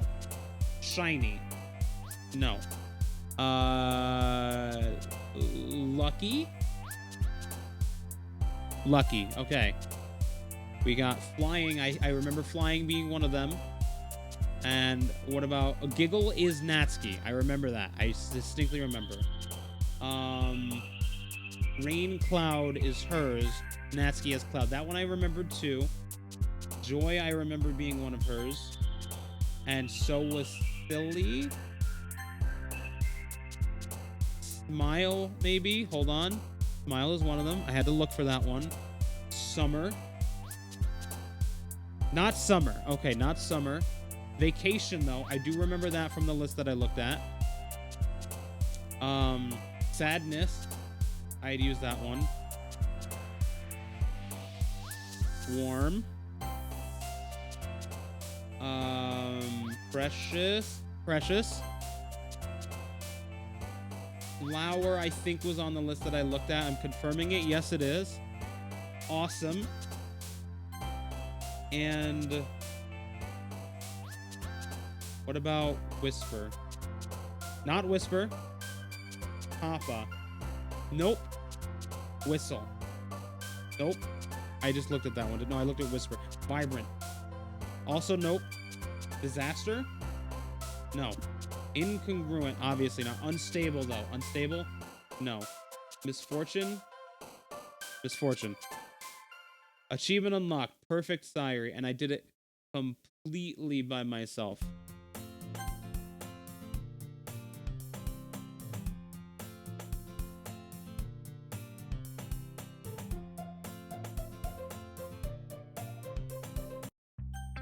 All right, let's see what Sayuri thinks of it. Wait.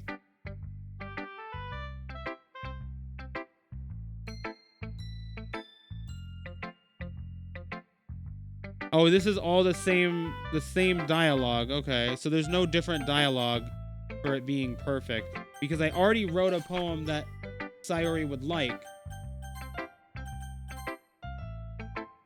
I just didn't write a perfect one.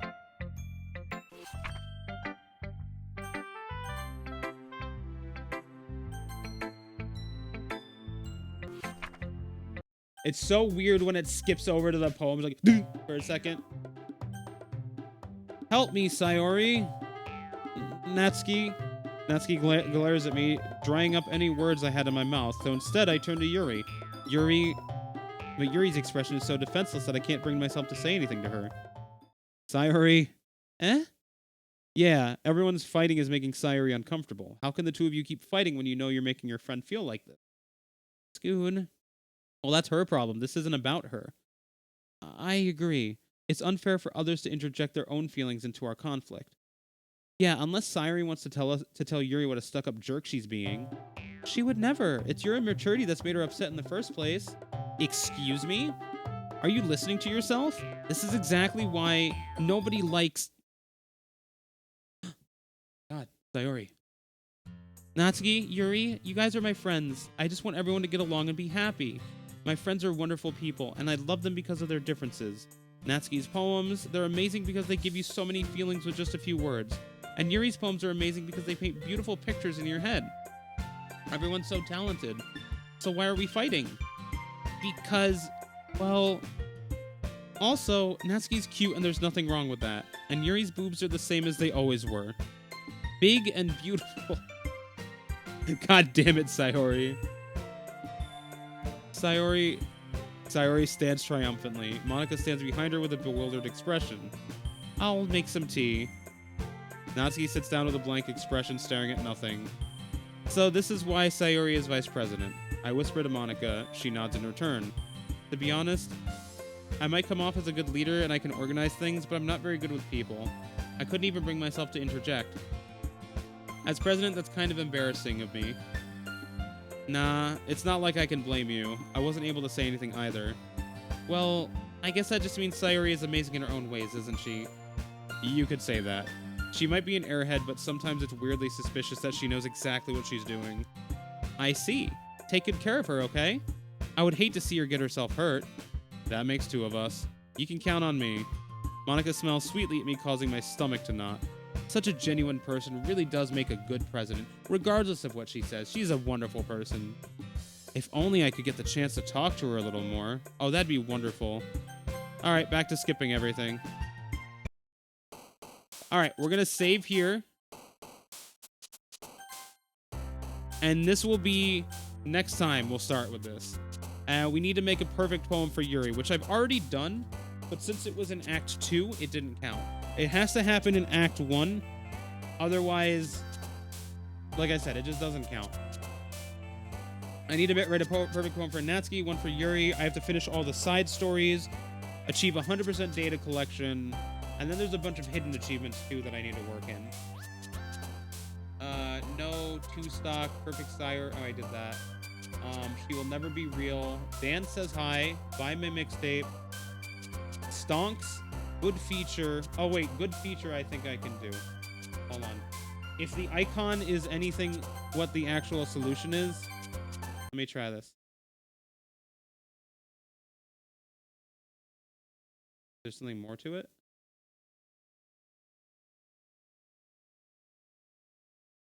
Can't do this, though.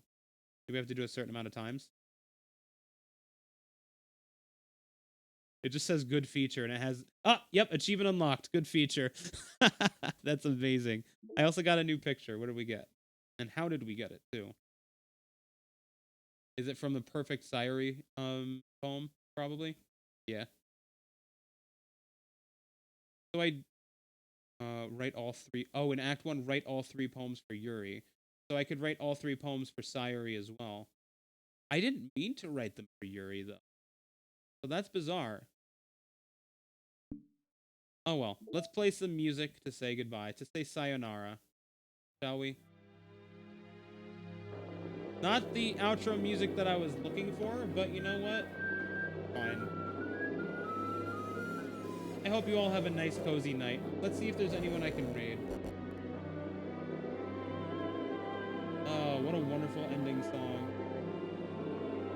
There's really nobody online that I'm looking to raid, so we'll just end it here. If you guys aren't yet in the Discord server, I'll drop a link to that right there. You can keep up to date with new streams as they come out, videos as they come out. You can hang out with the community. New videos, speaking of which, are going to start coming out soon, hopefully. But there's a link to the YouTube channel. I mostly do... It says edited playthroughs. I should fix that. It's mostly VR chat stuff. I have a VOD channel. If you miss any streams, they all go up 24 hours after the stream ends. You can go check that out if you miss any streams. You can see what I've been up to recently. You can skim through to find your favorite parts on the streams. Fun stuff. And last but not least, I'll also post my Twitter, where I very rarely, but sometimes post stuff about my going-ons in my life, whether it be stream-related updates that are coming or like... Yeah, hold on. This is... There we go. That's a little better. Yeah, anyway, thanks all for dropping by. I hope you all have a scootiful rest of your night. And I will be doing more Doki Doki Literature Club on next Wednesday. Take good care of yourselves, everyone. Bye! Oh yeah, there's also going to be a stream on Sunday. And we're watching Squid Game tomorrow night in the Discord. I forgot to mention both of those. Bye!